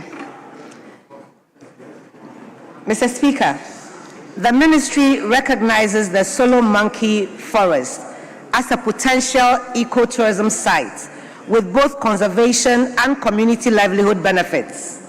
The Solo Monkey Forest, located at Botiano, is home to a colony of white-nosed monkeys, different species of parrots and other migratory birds, fishes in a naturally protected pond, and a host of floral species of medicinal value. It is therefore important that we develop the site to complement the needs of beach lovers who regularly visit the area for recreation. This, hopefully, would enhance the economic potential of Botiano and its environs. Mr. Speaker, I dispatched a team of experts from the Ministry of Tourism, Culture and Creative Arts to undertake a reconnaissance visit to the site. The feedback from the visit indicates that the grove is under threat of encroachment by developers. As we speak, the 100-acre reserve has been reduced to about 50 acres and it is still reducing. The ministry, through Ghana Tourism Authority, and collaboration with the Wildlife Division of the Forestry Commission, the local assembly, the traditional authority will assess the site for inclusion in the community-based ecotourism development program. This initiative aims to improve visitor infrastructure, conservation, education, and local enterprise participation. The ministry will explore partnerships with the local government, the South Municipal Assembly, and the traditional authorities of Botiano, and the MP for the Botiano English Amanfrom constituency, Ministry of Lands and Natural Resources, conservation NGOs to ensure sustainable ecological management and enhance tourism value of the area. Mr. Speaker, let me use this opportunity to applaud the Member of Parliament for his passion in leading the charge to have the Solo Monkey Forest recognized as a tourist center. I thank you. Honourable Member, any supplementary question? No supplementary questions except to thank the Honourable Minister for her excellent response. Thank you. Honourable Members, thank you very much. This is a constituency specific. On your behalf, I thank the Minister for attending upon the House and responding to all the questions scheduled for her. Honourable Minister, thank you very much. Honourable members, we have our last question, that is question number 649. For Minister responsible for Sports and Recreation, who is seated, and I'll humbly ask him to take the designated seat. Whilst I ask the questioner to pose a question for the Minister's response. I call on Honorable Kofi Ako-Nokwe. Ako-Noko, okay. To pose the question numbered 649. Honorable Member, you have the floor. Thank you, Honorable Speaker. I actually meant to stand down the question because I realized that it was addressed to the wrong ministry. I tried doing that, so I rise to stand down the question, please. You stand it down how? You want to withdraw the question? Withdraw the question, I mean. Very well. Leave is hereby granted. Question is accordingly withdrawn. Honorable Minister, you are hereby discharged. Thank you for attending upon the House. Yes, Honorable Habib. Mr. Speaker, Kofi Adams, Honorable Kofi Adams cannot go like that. At least, Mr. Speaker, he must say something. Mr. Speaker, when is he briefing this House about the World Cup, the preparation of the World Cup? Honorable Member, you are completely out of order. Yes, Majority Leader.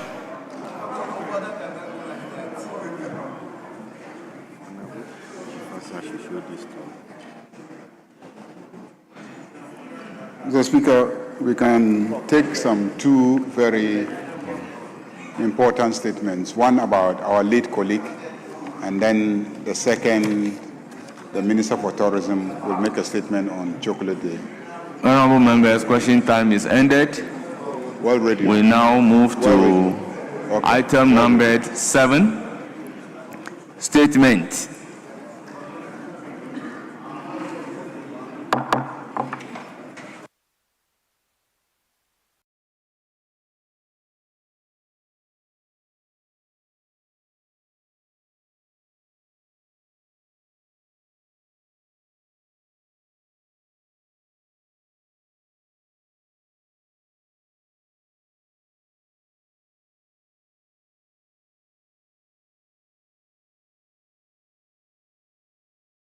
Honorable Leader, what statement do we take? According to the clerks at table, we still do not have a copy of the statement in honor of our late Member of Parliament for Tamale Central.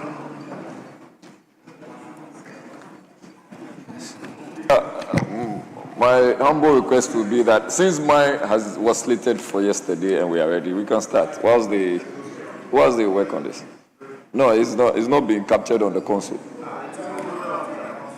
So we can start. Speaker, so I'm in your hands. Not in, this one, not in, I'm in his arms. Honourable members, with all due respect, by the guideline, when statements are admitted, the statements are supposed to be processed by the clerk. After processing, it will end up being captured on the order paper for the day. You will realize that because the two respective statements being referred to, though admitted, were not processed to be taken. That is why it never appeared on the order paper for today. However, we are masters of our own rules. If the House is desirous, taking the tribute and a statement on the World Radio Day. Honourable members, I have no objection, and we can do that. I need to be guided as to the number of contributors that we should take in view of the fact that we have a long day, and today is a Friday. Speaker, the sense of the House is that we take these three statements, the one The first will be the one in memory of our colleague, Honorable Mutala. The second will be in respect of the Chocolate Day. And the third will be the World Radio Day. But then regarding the comments, we'll take 2-2 in respect of each statement, Mr. Speaker. No, please. Please. We'll take 2-2 plus leadership. Yes. So, yes. You 2-2 plus leadership. Yes, once the House has agreed, I will then give the floor to Honorable Professor Seydou Mahama Alidu to make a statement in the form of a tribute to the late Honorable Dr. Muhammad Muntala Ibrahim. Honorable Member, thank you so much, Mr. Speaker, for the opportunity. Mr. Speaker, it is with a deep sense of sorrow that I rise to pay tribute to the late Honorable Dr. Muhammad Muntala Ibrahim, the former Member of Parliament for Tamale Central.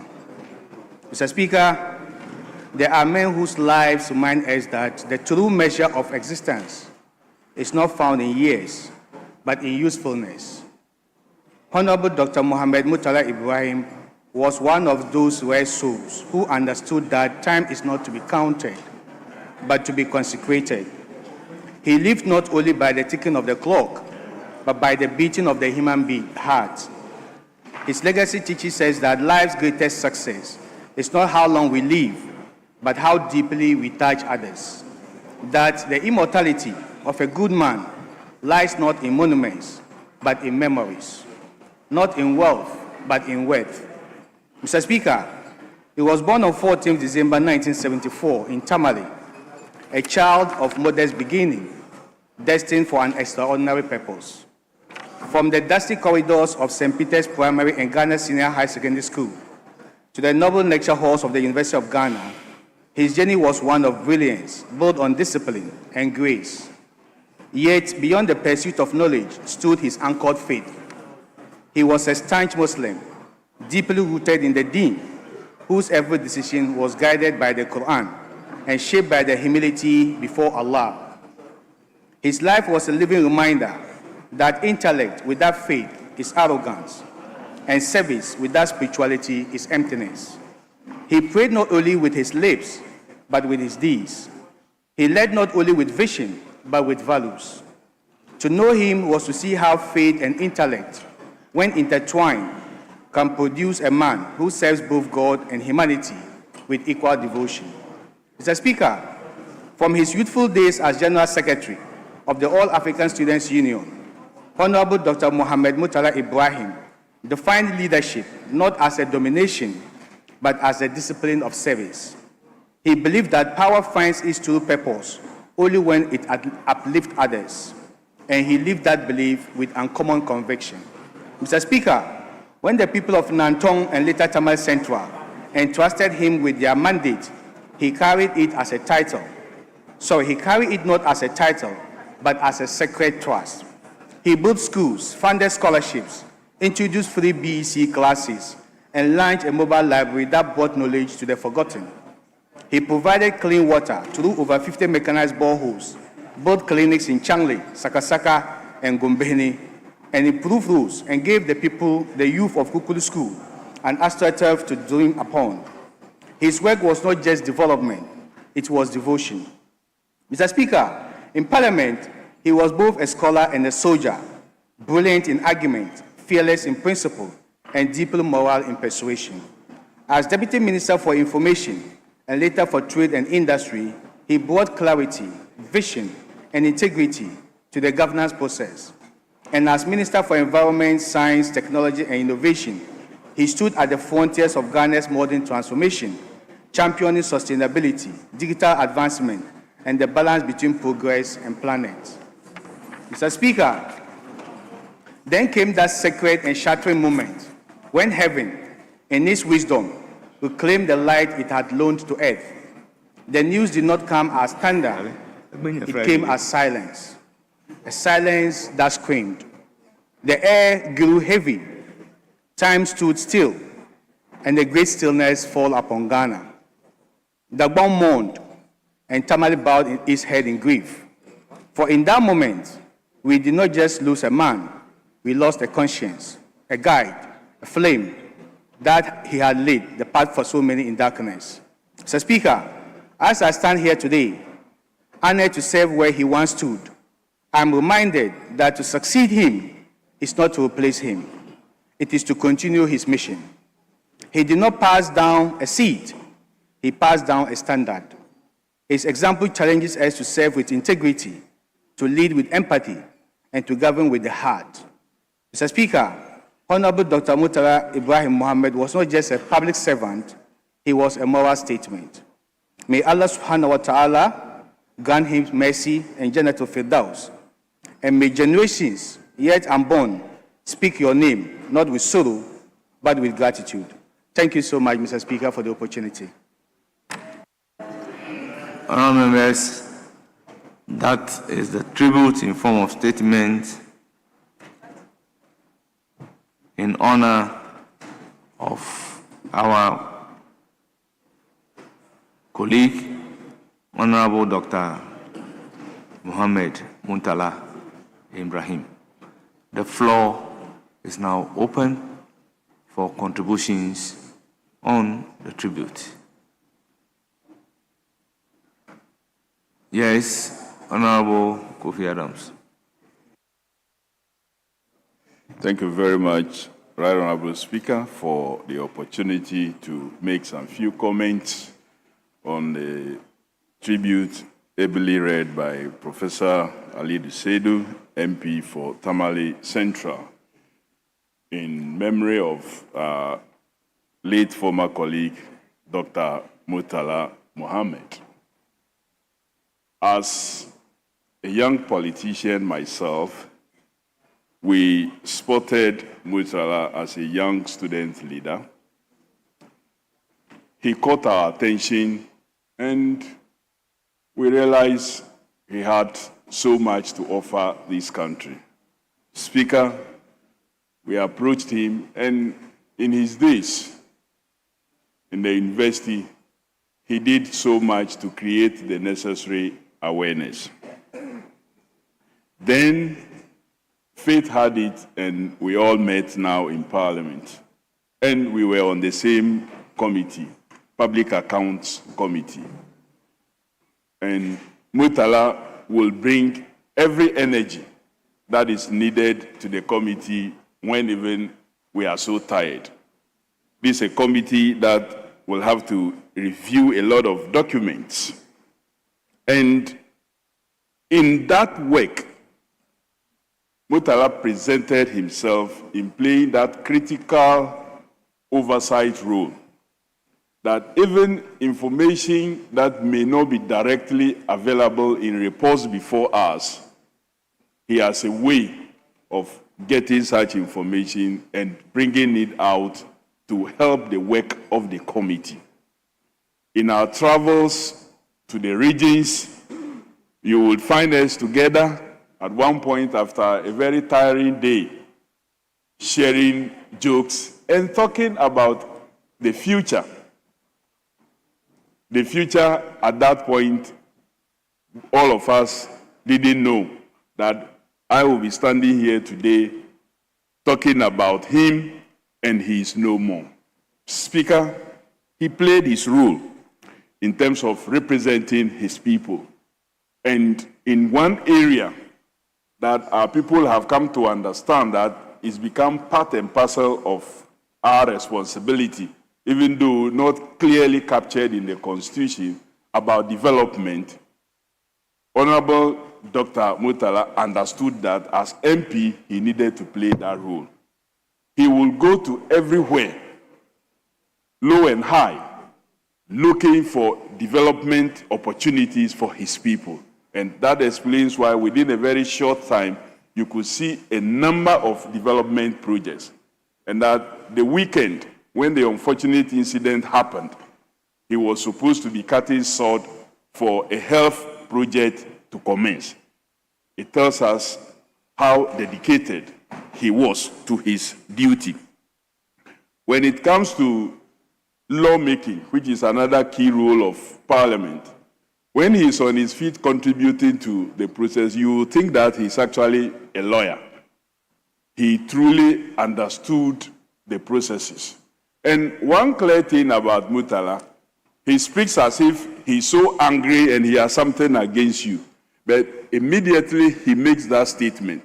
The next moment, he has forgotten about it. That was the person that he was, that he didn't carry anger beyond the time that most persons will do.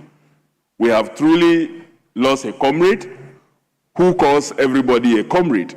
Even our colleagues on the other side who refuse to be described as such, he will force it on them that you are comrades. Beyond the separation, beyond being in another party, we see ourselves as comrades. We have lost him, but Mr. Speaker, it tells us one thing, that is the only day none of us here know when it will come.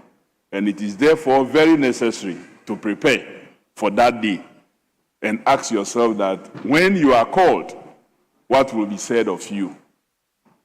I pray that the Almighty Allah will forgive him for any iniquities, anything he would have done untoward, and make his resting place a calm one for him. Thank you, Mr. Speaker, for the opportunity, and the MP who took over after him for making this statement. Thank you.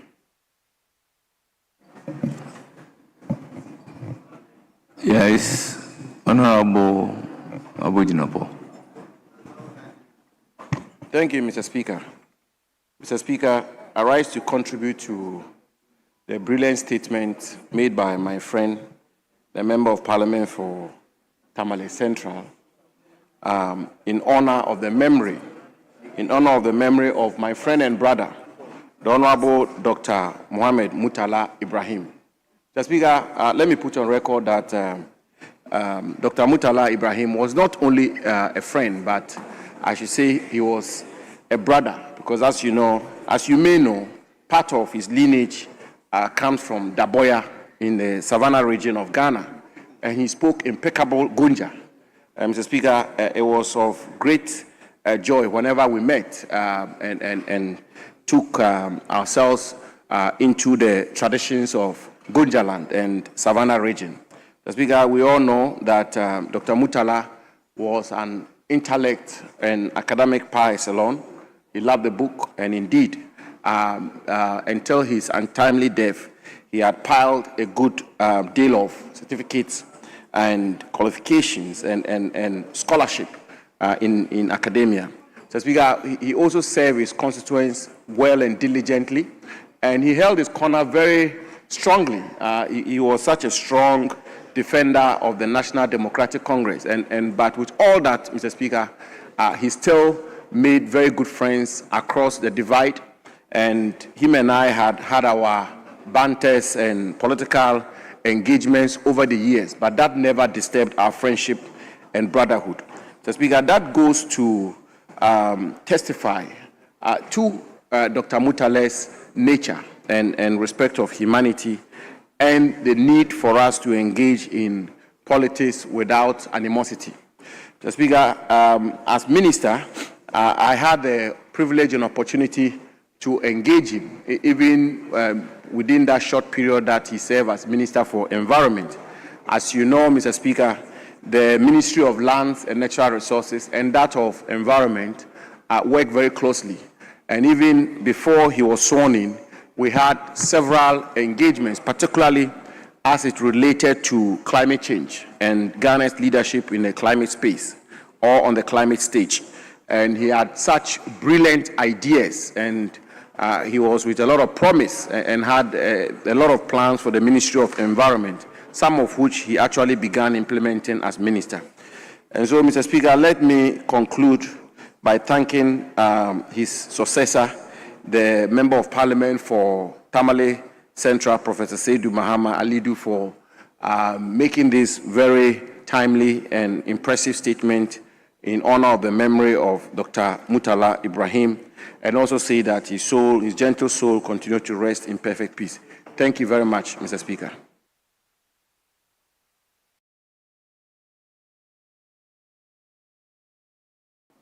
Yes, honourable member, you have the floor. Thank you very much, Mr. Speaker, for the opportunity to contribute to the statement made by the member for Tamale Central. The Speaker, I met the late Honorable Dr. Muntala Mohammed at the University of Ghana, Legon, when all of us were there students. And Mr. Speaker, when you meet Honorable Dr. Muntala the first time, his sense of humor, the humanity in him, Mr. Speaker, is one person you always want to be with. His understanding of issues, especially when it comes to the history of this country. He will debate anybody, especially when it comes to the issue of Kwame Nkrumah and his achievements and the work that he did throughout this country. Muntala was saying, debating everybody comes across who tend to oppose Dr. Kwame Nkrumah. Mr. Speaker, when we led University of Ghana and NDC won elections in 2008, Honorable Dr. Muntala was appointed to the Youth Authority, and he served diligently, served to the very best of his ability, and issues about youth empowerment was very, very dear to his heart. And so anytime you meet him, you have a conversation about how we can empower the young people across the country. Later, he was moved to Ministry of Information. And then, Mr. Speaker, he left one constituency to Tamale Central when he lost the elections and still won the elections. And anybody who has visited Tamale Central ever since will attest to the fact that this was a man who was committed to his work. The development that he brought to the area is there for all to see. Mr. Speaker, the day before Dr. Muntala's passing, we met in the same chamber, and when I agreed to meet the following day for a conversation, not knowing that that was the last time I was interacting with him. Mr. Speaker, when the news came, it was so heartbroken. Nobody would expect a thing like that to happen. But as the good book said, in all things, we should give thanks to God. He served his country well. He served our party well. He served his constituency well. We can only pray that Allah himself forgive him of all his sins and give him rest wherever he is. We will continue to miss him. We will continue to hold steadfast the ideas and the philosophy and the things that he believes in. Dr. Muntala doesn't get close to corruption. He will fight it to the very end. And I believe that if all of us politicians can dedicate ourselves to that, this country will go far. Once again, Mr. Speaker, let me thank you very much for the opportunity and also thank the maker of the statement. Thank you. Yes, Honorable Adams. Mr. Speaker, thank you very much for this opportunity to comment on the statement made by the MP for Tamale Central. Mr. Speaker, Honorable Muntala was a source of inspiration and motivation to a lot of young people in this country, especially Tamale Central and the entire northern part of the country. Mr. Speaker, Honorable Muntala was a true Muslim and deep-rooted in the deen of Islam, and he had commanding understanding of the Islamic teachings. And what I think Honorable Muntala needs now is our prayers. Wherever he finds himself, may the Almighty Allah have mercy on his soul. Mr. Speaker, I want to use this opportunity to call on my colleague Muslims in this chamber, today being Friday, so that we can recite Qul Huwallahu for Honorable Muntala and all our departure souls. Bismillahirrahmanirrahim. Alhamdulillahi Rabbil Alameen. Qul Huwallahu Ahad, Allahu Samad, Lam Yalid Walam Yulam Walam Yakul Lahu Kufuwan Ahad. Qul Huwallahu Ahad, Allahu Samad, Lam Yalid Walam Yulam Walam Yakul Lahu Kufuwan Ahad.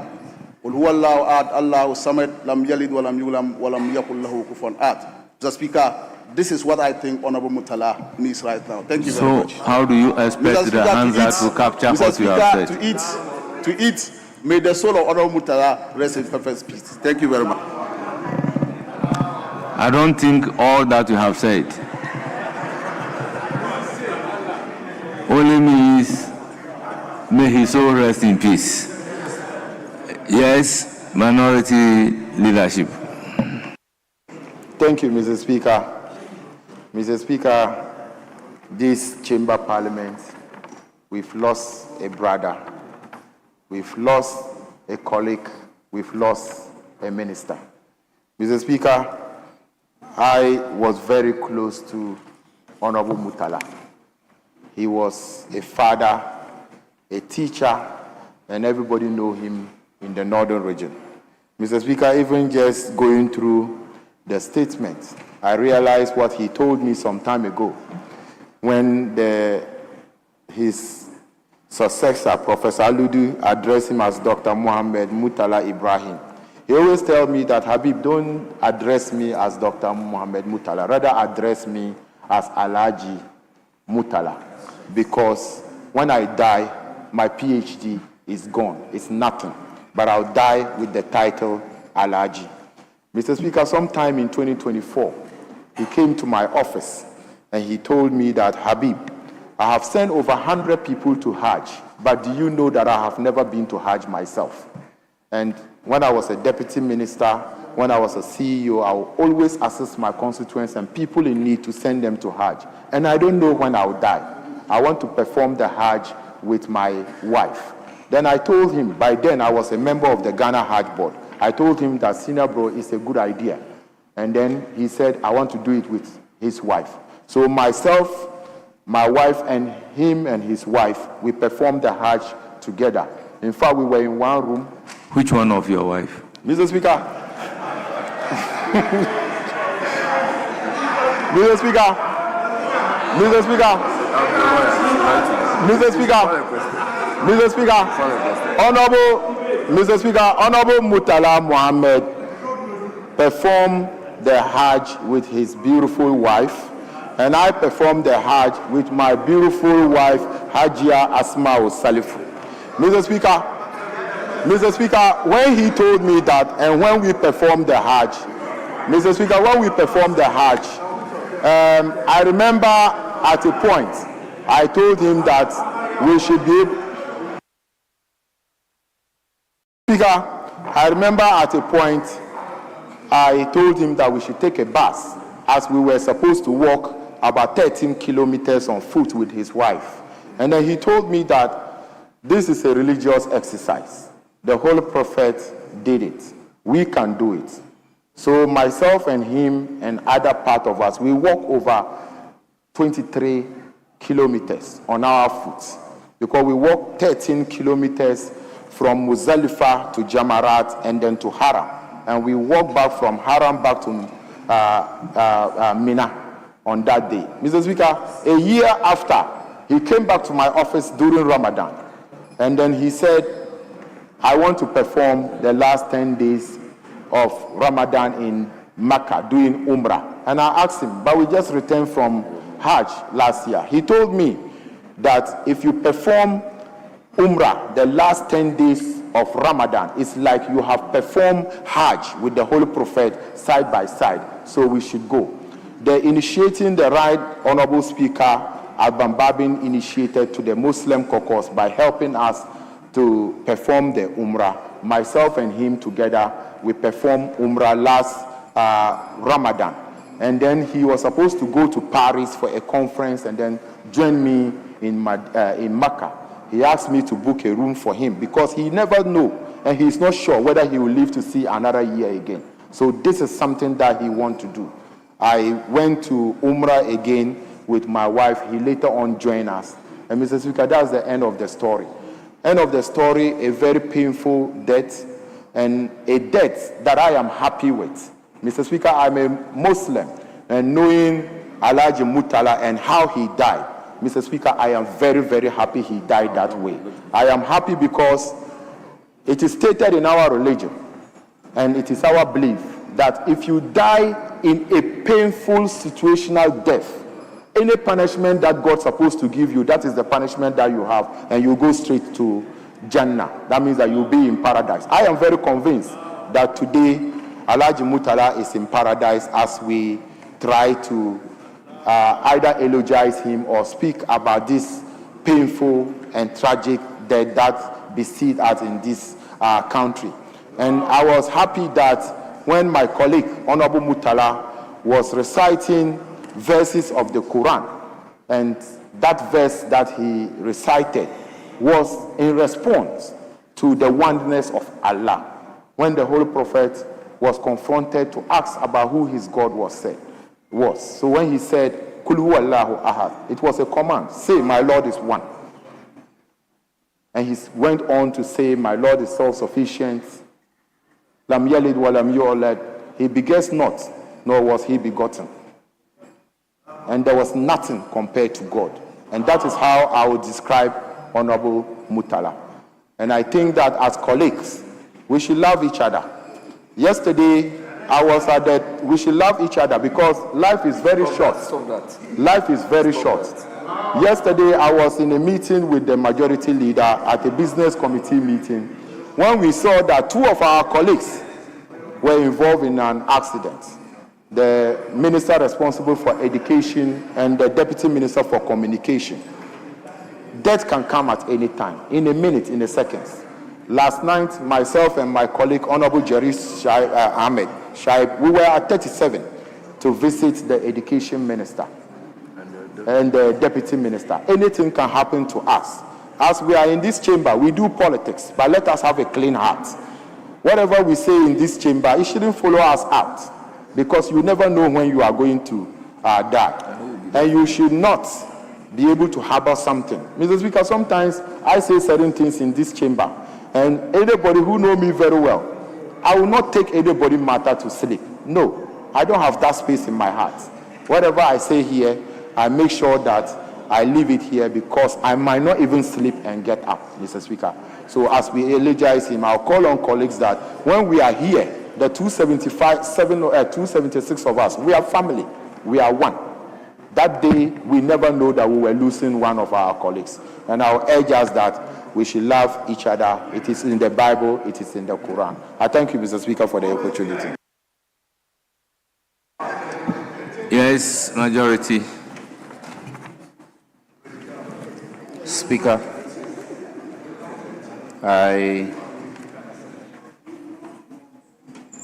am seizing the opportunity to add my voice to the statement commemorating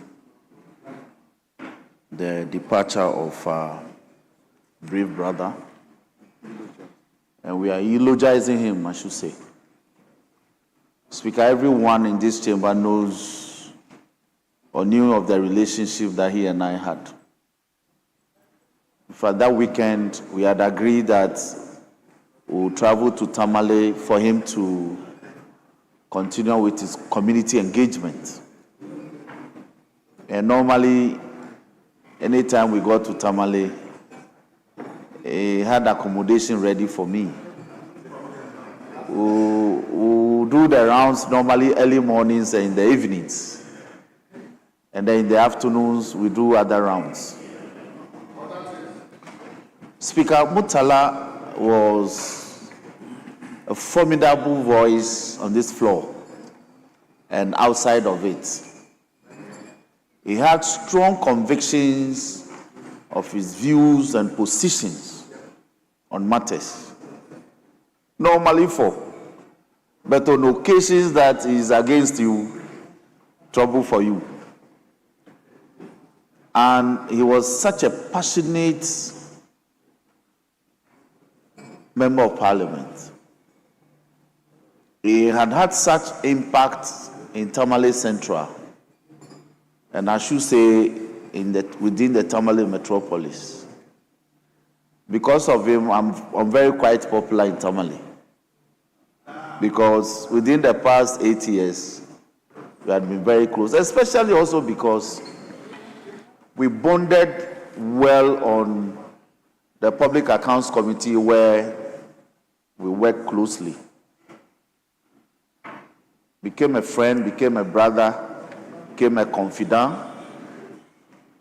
and often we'll get together and talk of our futures. It was painful we had to lose him.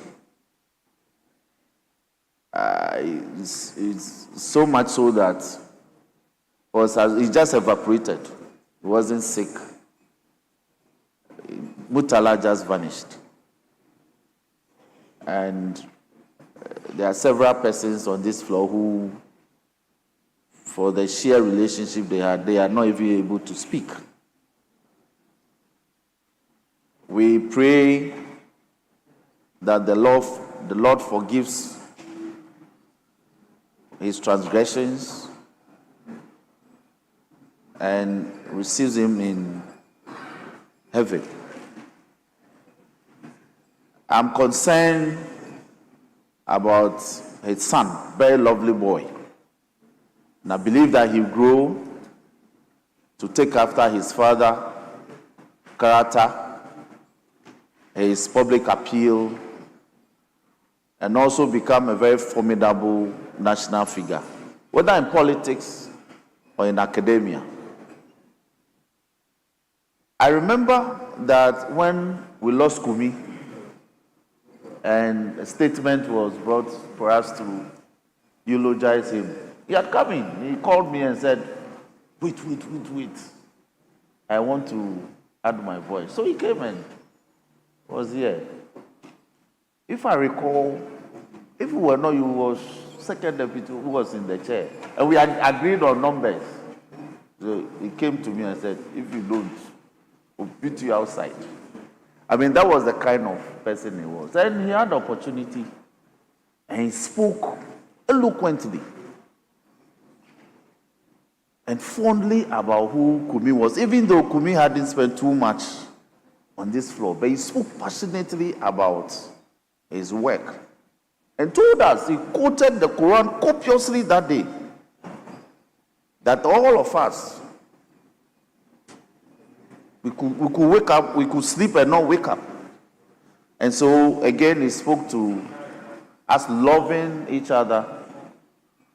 Like Habib said, we may do things on the floor, but at all material times, we must let love be the determinant so that we don't hurt each other too much. Because persons have been here, they've left. We too will live someday. But the memories and the fellow feeling that we shared is what others will remember. Just here. And so, Speaker, we should love one another.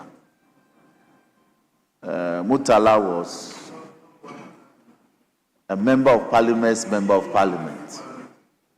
I remember our days on the other side. And Pandai knows I love him. He knows the things we do were on principle. So that is by the by. I remember our days on the other side when the Honorable Muntaka put us into some formidable group of 7. Occasionally it will be 9. But myself, himself, Honorable Yusuf Obole, Honorable Sam George, Honorable Sohini, Honorable Edward Bauer, Honorable Ernest Nogbe, Honorable Jinapo, and the arrowhead was Honorable Azikadungu. We did things. We did things that politics permitted us to do. We became formidable on the floor. And occasionally when we had to do those things, during consideration, Speaker, you yourself, you joined us and led the process. So he left such an indelible mark on this floor. And so we can only emulate the work, the passion, and the commitment that he demonstrated to the parliamentary work. I cannot say much. I can only wish his young family the best and urge. I'm in leadership, so I won't say urge leadership. Maybe with the support of leader, we may have to think of putting some structure together so that occasionally, leader mooted the idea. I believe we have to go back to it. Occasionally, periodically, we must reach out to his family. Very necessary, Speaker, because of the nature of his departure. If I may clarify, preparations weren't done. So it will become our duty to reach out to the family every now and then to let her know and the children know that we are here to support them anytime they need us. Speaker, with these words, I want to thank Professor Alidu for doing this.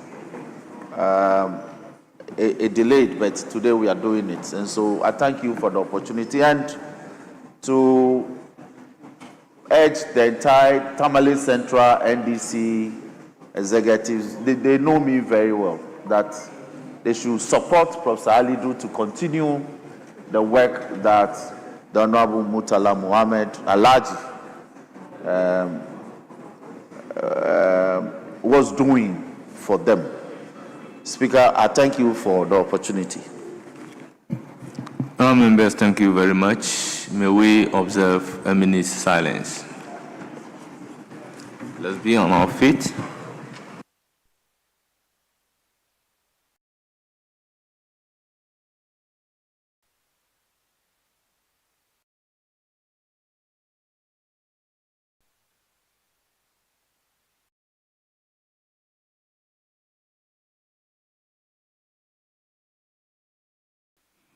May the soul of Honorable Alhaji Dr. Muhammad Muntala Ibrahim rest in the bosom of the Almighty Allah. Amen. Honorable members, I'll take 3 minutes of suspension, then we'll continue with a statement in honor of Jerry Ahmed Shaib.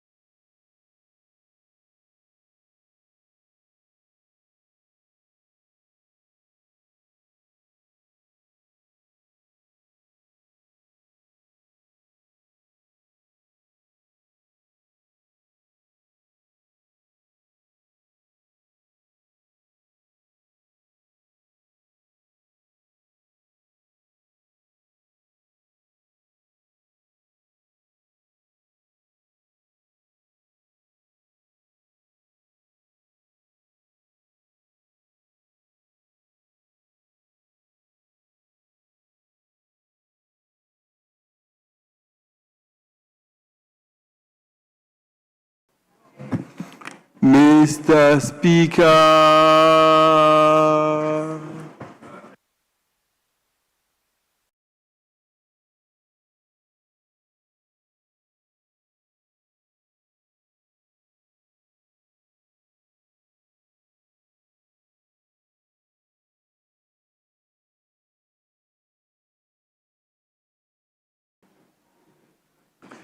Honourable members, can you resume your seat? Honourable Jerry Ahmed Shaib, you have the honour of making the statement on the floor on the World Radio Day. Thank you very much, Mr. Speaker, for indulging me. Mr. Speaker, yesterday, the 12th of February, 2026, marked another significant commemoration of World Radio Day. Mr. Speaker, a global observance proclaimed by the United Nations Educational, Scientific and Cultural Organization and formally adopted through the UN's General Assembly resolution. Mr. Speaker, this day celebrates radio as a powerful medium that shapes public discourse, preserves cultural heritage, facilitates democratic participation, and serves as a critical instrument for information dissemination across geographical, socio-economic, and technological divides. World Radio Day recognizes radio's unique capacity to reach diverse audiences, foster community dialogues, and provide platforms for marginalized voices that may otherwise remain unheard in our national conversations. Mr. Speaker, the history of radio broadcasting in Ghana is inseparably linked to our colonial past and represents a fascinating evolution from an instrument of colonial administration to a vibrant pillar of democratic governance and cultural expression. The early years of radio in Ghana were characterized by centralized state control, with broadcasting serving primarily governmental information dissemination and nation-building objectives during the Nkrumah era. The landscape of radio broadcasting, Mr. Speaker, in Ghana has undergone dramatic transformation since the liberalization of the airwaves in the 1990s, when the National Media Commission began licensing private radio stations following the promulgation of the 1992 Constitution, which guaranteed freedom of expression and media pluralism. According to the National Communications Authority 2024 annual report, Ghana now boasts over 450 licensed radio stations across the country, comprising state-owned broadcasters, commercial stations, community radio stations, and campus-based broadcasters, representing an extraordinary proliferation that has fundamentally democratized access to information and transformed Ghana's media landscape. Mr. Speaker, the role that radio has played in strengthening Ghana's democracy cannot be overstated, and this House must acknowledge the medium's vital contribution to our political development and democratic consolidation. Mr. Speaker, radio serves multiple critical functions within our democratic architecture, beginning with its fundamental role in information dissemination, ensuring that citizens across all 16 regions, regardless of literacy levels or economic status, have access to news about government policies, parliamentary proceedings, electoral processes, and civic responsibilities. The United Nations Development Programme's 2023 Assessment of Media and Democracy in West Africa highlighted Ghana as a regional leader in press freedom, noting that radio's penetration into rural areas and peri-urban communities has significantly enhanced political participation and governmental accountability. Mr. Speaker, radio stations across Ghana have consistently provided platforms for marginalized and vulnerable populations, including women, youth, persons with disabilities, and ethnic minorities, to articulate their concerns, challenge injustice, and participate in national conversations from which they might otherwise be excluded. Mr. Speaker, the watchdog function performed by radio journalists cannot be underestimated, as investigative reporting broadcast across various stations has exposed corruption. Reporting broadcast across various stations has exposed corruption, inefficiency, and malfeasance in both public and private sectors, compelling institutional reforms and protecting public interest.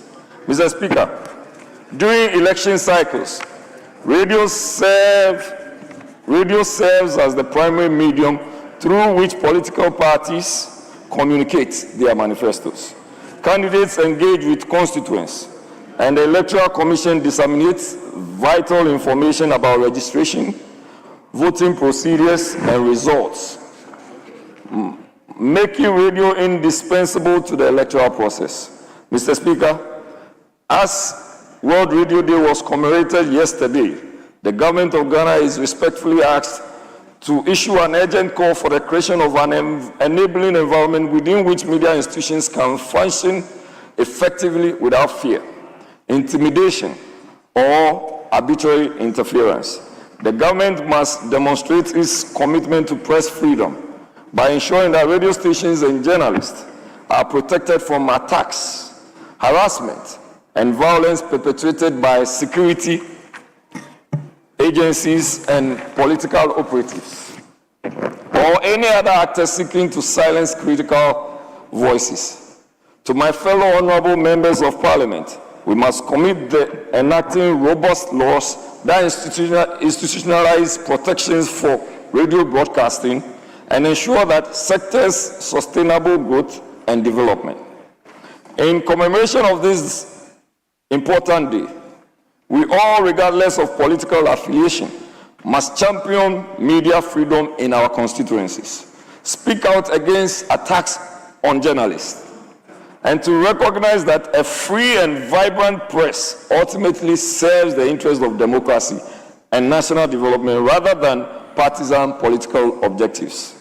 To media owners, you must ensure that your investment in the professional development and capacity building of radio practitioners, ensuring that journalists and broadcasters possess the requisite skills, ethical grounding, and resources necessary to discharge their responsibilities with fairness, accuracy, and integrity.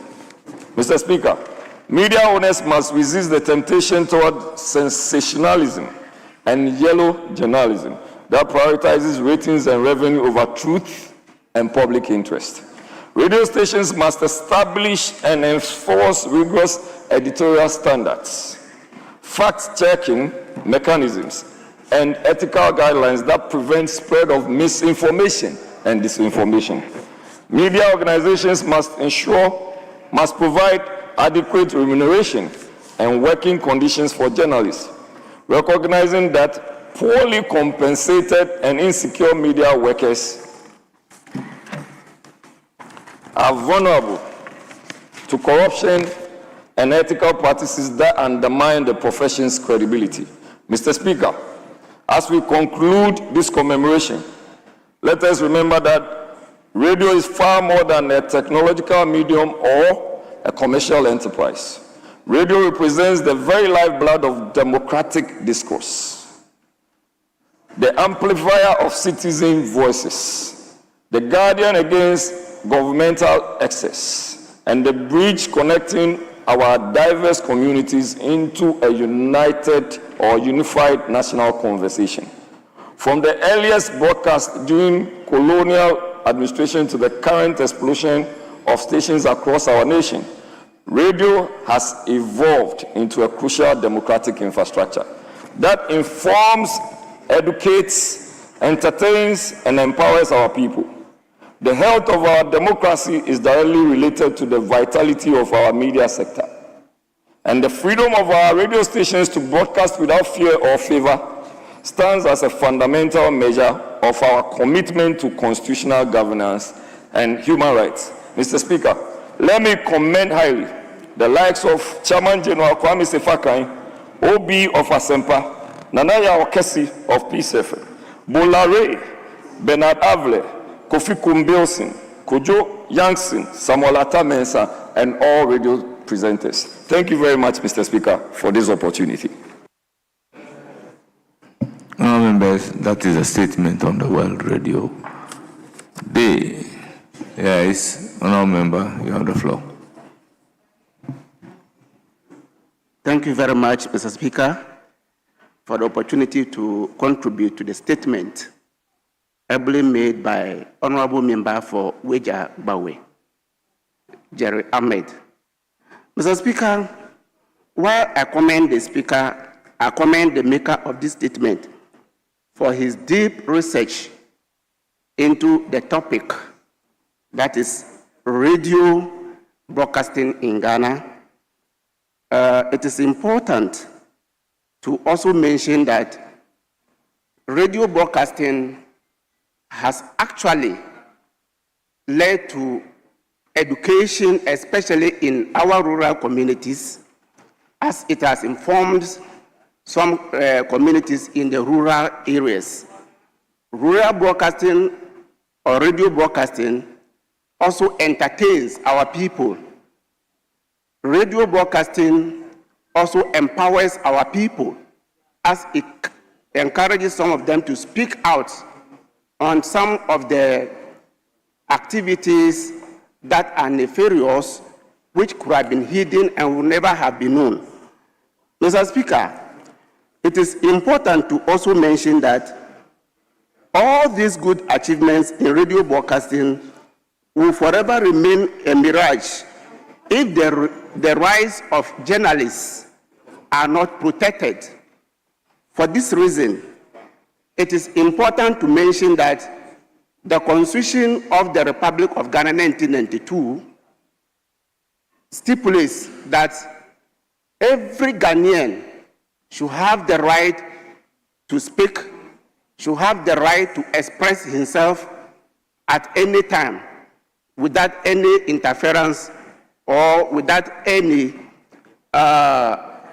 intimidation. Mr. Speaker, while I commend the Speaker also, I also want to commend the Minister of Communication, the Minister of Information, the government, and the national security, that currently we can see that there is that freedom being expressed everywhere by journalists. Unlike some times past, Mr. Speaker, some journalists were forced into self-imposed exile simply because of their media comments that they made.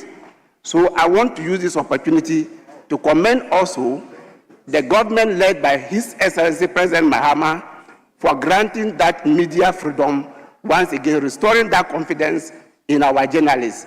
Thank you very much for the opportunity. Yes, Honorable Asafoye.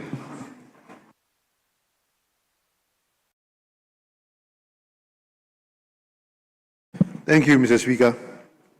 Mr. Speaker, I want to commend the maker of the statement, Honorable Jerry Ahmed Shaibu. Mr. Speaker, exactly a year today, on this very floor, I also made this statement commending or commemorating the World Radio Day. Mr. Speaker, my colleague Jerry has done some very good work, leaving a little for us to speak about. I mean, the importance of radio in this country can never be underestimated. Mr. Speaker, I mean, the contribution that it has given to us and how it has enriched our democracy is something that we always need to commend, and we should not forget days like this to celebrate it. Mr. Speaker, as for the importance, he has mentioned it. But Mr. Speaker, I only want to look at one aspect that was not really highlighted, which is the challenges of radio in this contemporary world or this space now.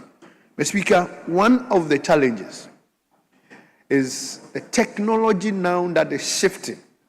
So there are cars that are coming now that do not have the AM and the FM buttons in the cars. The technology drive in the car does not even create space for some of these radios to function in them. Mr. Speaker, there is another crippling issue that have to do with the generational shift. Mr. Speaker, young ones of these days, particularly the Gen Zs, find and sees radio as archaic, outmoded, and old-fashioned. Mr. Speaker, it is something that we need to look at. There was an article that was written that was titled, "Radio is not dying, but it is evolving." Mr. Speaker, it is key and important that we must also highlight some of these things and let the practitioners know that as we are evolving, as technology is changing, as the media space is getting fragmented, it is important that you also evolve to meet and suit the challenges and the changes of the day. Mr. Speaker, he mentioned another key critical issue that has to do with the rights of the practitioners, protecting the rights of the practitioners. Mr. Speaker, it's important. Our laws, our rules gives that provision for the protection of the rights of the practitioners. Mr. Speaker, whilst we are encouraging that these laws are implemented to the latter, Mr. Speaker, it is also key and critical that the things that he mentioned, that we check the practitioners themselves and how they conduct themselves. Mr. Speaker, he talked about fact-finding and fact-checking the things they put out, which is key and critical. He mentioned misinformation. Mr. Speaker, it is important. Now, when you go to our media space, particularly the radio space, a lot of misinformation, and you ask yourself that, what due diligence, what fact checks did some of these practitioners do? This guy is important. Whilst we are talking about their right, we must also highlight the importance of they being professional in what they do and how they do what they do. Now, I think we must also look at, as a house of law, we must look at how to test the professionalism of those who sit and practice media. How do we qualify them? On what basis do we say this one is qualified and passed to even speak on radio, to present program, or to speak about very important national issues? What are the criteria that we use to determine some of these people? We are checking the Ghana law. We are checking what do you call it? The doctors, all the professionals. We are checking them. Yes. Nurses and all that. It is important that the journalists, the practitioners of these media, must also have a certain benchmark to check them, so that we do not have people who are not qualified being on our airspace and polluting or misinforming Ghanaians about a lot of things. Mr. Speaker, I must also add my voice to the very professional journalist Jerry Ahmed Shaibu commended. Mr. Speaker, I think there are more, and by so doing, so not to mention names and leave some out, I will also commend all professional journalists in this country and tell them that we appreciate their work. As we celebrate World Radio Day, there cannot be radio without they or without them, participating or practicing what in that space. So we commend them and we appreciate them. We are only urging that they help build and strengthen the democracy we are practicing. The Speaker, with these few words, I want to thank you.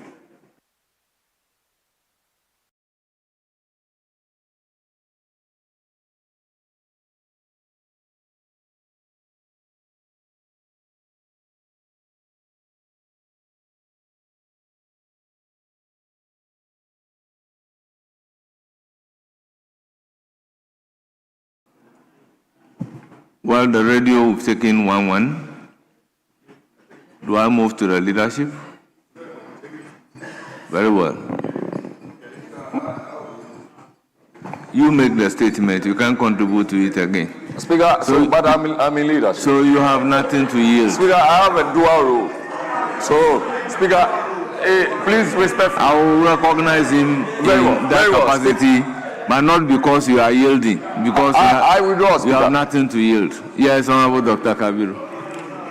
Thank you very much, Mr. Speaker. Mr. Speaker, it will be amiss that such a brilliant and well-researched statement is made by the respected member for Wejegbawe without comment coming from members of the Communication Information Committee. Mr. Speaker, the foundation for that statement is grounded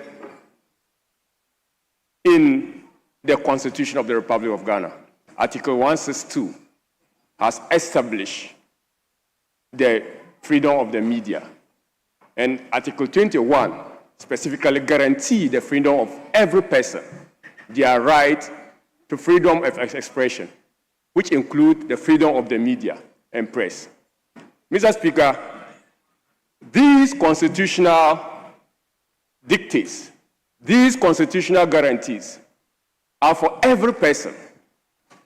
And it is for good reasons why the framers of this Constitution made for us those laws. Mr. Speaker, as we celebrate World Radio Day, we need to remind ourselves that it is in furtherance of this Constitution that the criminal libel laws were removed or repealed from our statutes, and that leaders of old, people who have been in this house before us, saw the need to repeal any law that seeks to inhibit, to repeal any law that seeks to put a fetter on the freedom of expression.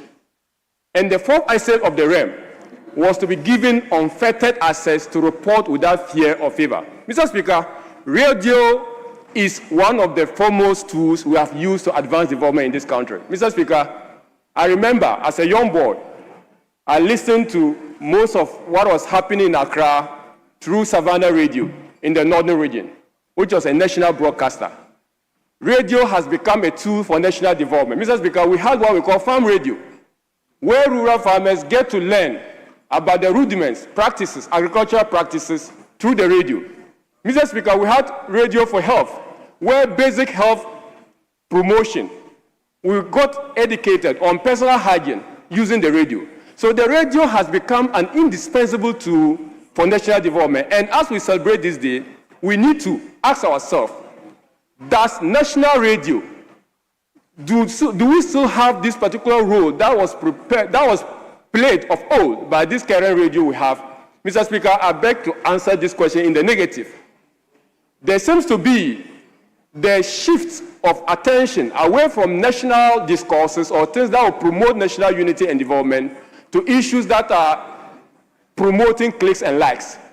It appears that if your radio station is not a merchant of controversy, you don't seem to have listenership. And I think that operators of radio stations would have to recalibrate, would have to relook at how they see their radio stations, how they see their platform, how they can use their platform to promote national cohesion and national development. Mr. Speaker, but as we talk about the importance of national radio or radio to national development, even the very essence of participatory democracy and inclusive governance, the radio has a cardinal role to play. And I think that we cannot overlook the importance of radio to our national development. But, Mr. Speaker, the threat of new media is a great threat to the survival of radio, and these radio stations, as we even mentioned, is a source of entertainment, education, and information for people who are located in the rural areas.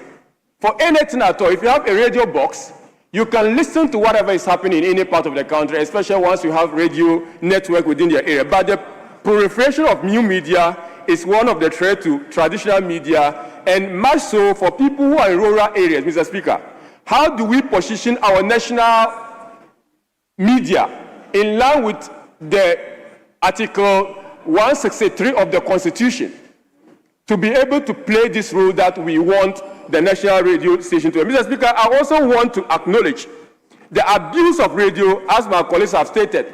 We know of the Rwanda experience, Mr. Speaker. I don't think that, and let me commend the National Communication Authority in line with ensuring and instilling discipline in sanitizing the radio space. They have had cause to revoke the licenses of some of these particular radio stations.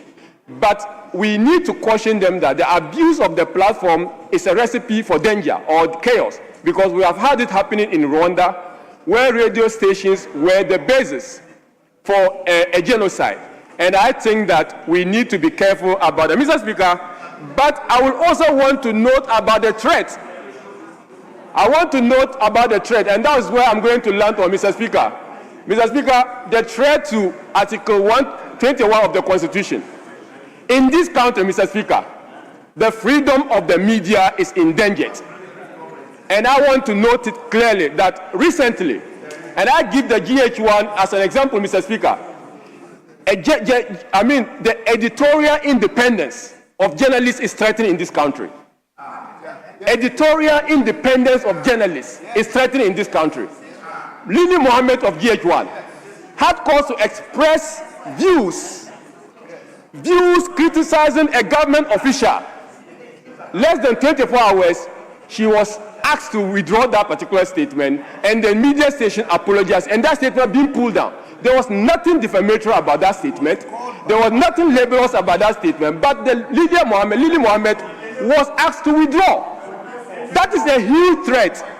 That is a huge Honorable threat. member, you should be guided that in commenting on a statement, your comment must not generate debate. Restrict yourself to the rules and conclude. Mr. Speaker, I am very clear, and I'm not indulging. Please conclude. Mr. Speaker, I will conclude. Mr. Speaker, I will conclude. Mr. Speaker, I would conclude, but I want to make the point clear that I am not violating the rules of this House. Honourable member, your time is up.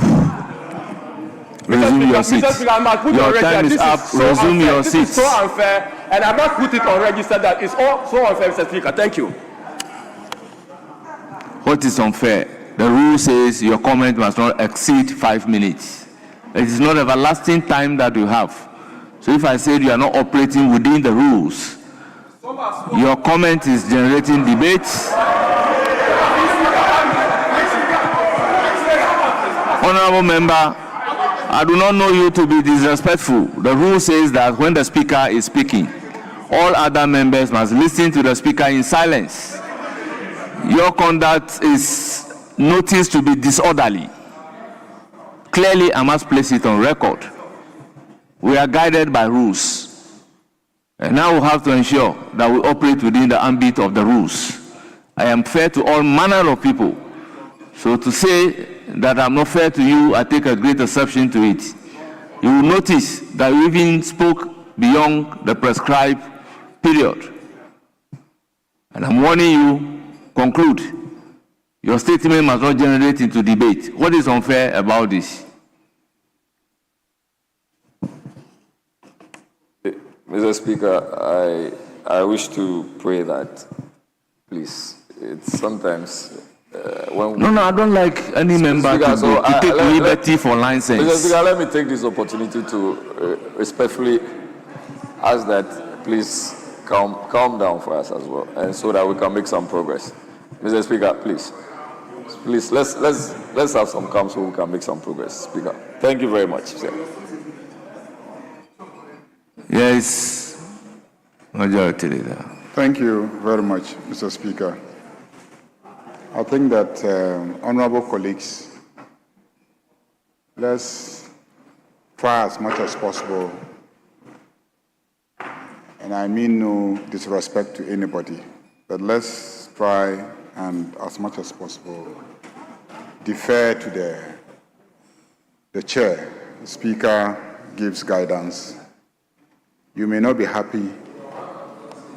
You may not be happy, but the way that you react may also spoil your case. I think you should be careful what you are doing. It's not good practice. I'm on my feet speaking about the same thing, and you are sitting there and then talking back at me. It doesn't function that way. I've been in this chamber for more than a decade. So please be careful. You don't do that. And then you don't extend it to Speaker. You may not like something, but you don't respond that way. If we all start behaving that way, this chamber will not be governable by anybody. That's why we have a Speaker. It's not all the time that we will all think that the Speaker is treating us fairly. But so be it. We live with it because whatever it is, they will have to exercise control over the conversations that are taking place in the chamber. This is a very important statement, and I think the Honorable Kabiru was doing very well in his commentary. In fact, I noted so many things that I wanted to say, but I noticed that he was covering all of them. And we encourage the younger ones in the chamber to do well. I mean, sometimes I come and sit here and the whole day I say nothing. For today like this, I would have said nothing. But I just felt that World Radio Day is such an important matter that I should also lend my support to the statement that has been made. And I want to focus on responsible radio practice, which is a team that has recurred several times in the comments made by some members of the House. I was going to build on what he said about Rwanda as an example. The genocide in Rwanda, from what the historians have said, was largely promoted using radio. And on radio, some tribes were demonized. And on radio, the killing, the maiming, the humiliation of some ethnic groups was idealized. It is ideal to do that. Was legitimated. It is legitimate for you to go and kill. And that was what really enabled the genocide to occur. And so, whilst radio is a powerful tool for development, as has been emphasized in today's statement, it can be very destructive if not managed well. I mean, I come from a constituency that has experienced a lot of violence in recent times. And consistently, radio has been the platform which people have used to incite violence. In the North, sometimes you listen to radio and you see that people are deliberately inciting violence. Then, of course, the issues of freedom of expression come up. And recently also, the radio stations have been participatory in the sense that they allow phone-ins. Sometimes the host in their commentary, they are guided because they are professional. The problem is those who are phoning in, who are not professionals, who are not guided in the way that they speak on radio. And they are faceless. And so they can be the ones actually spewing out all the violence, promoting the violence, promoting ethnocentrism, promoting religious intolerance. And some of the hosts deliberately allow them.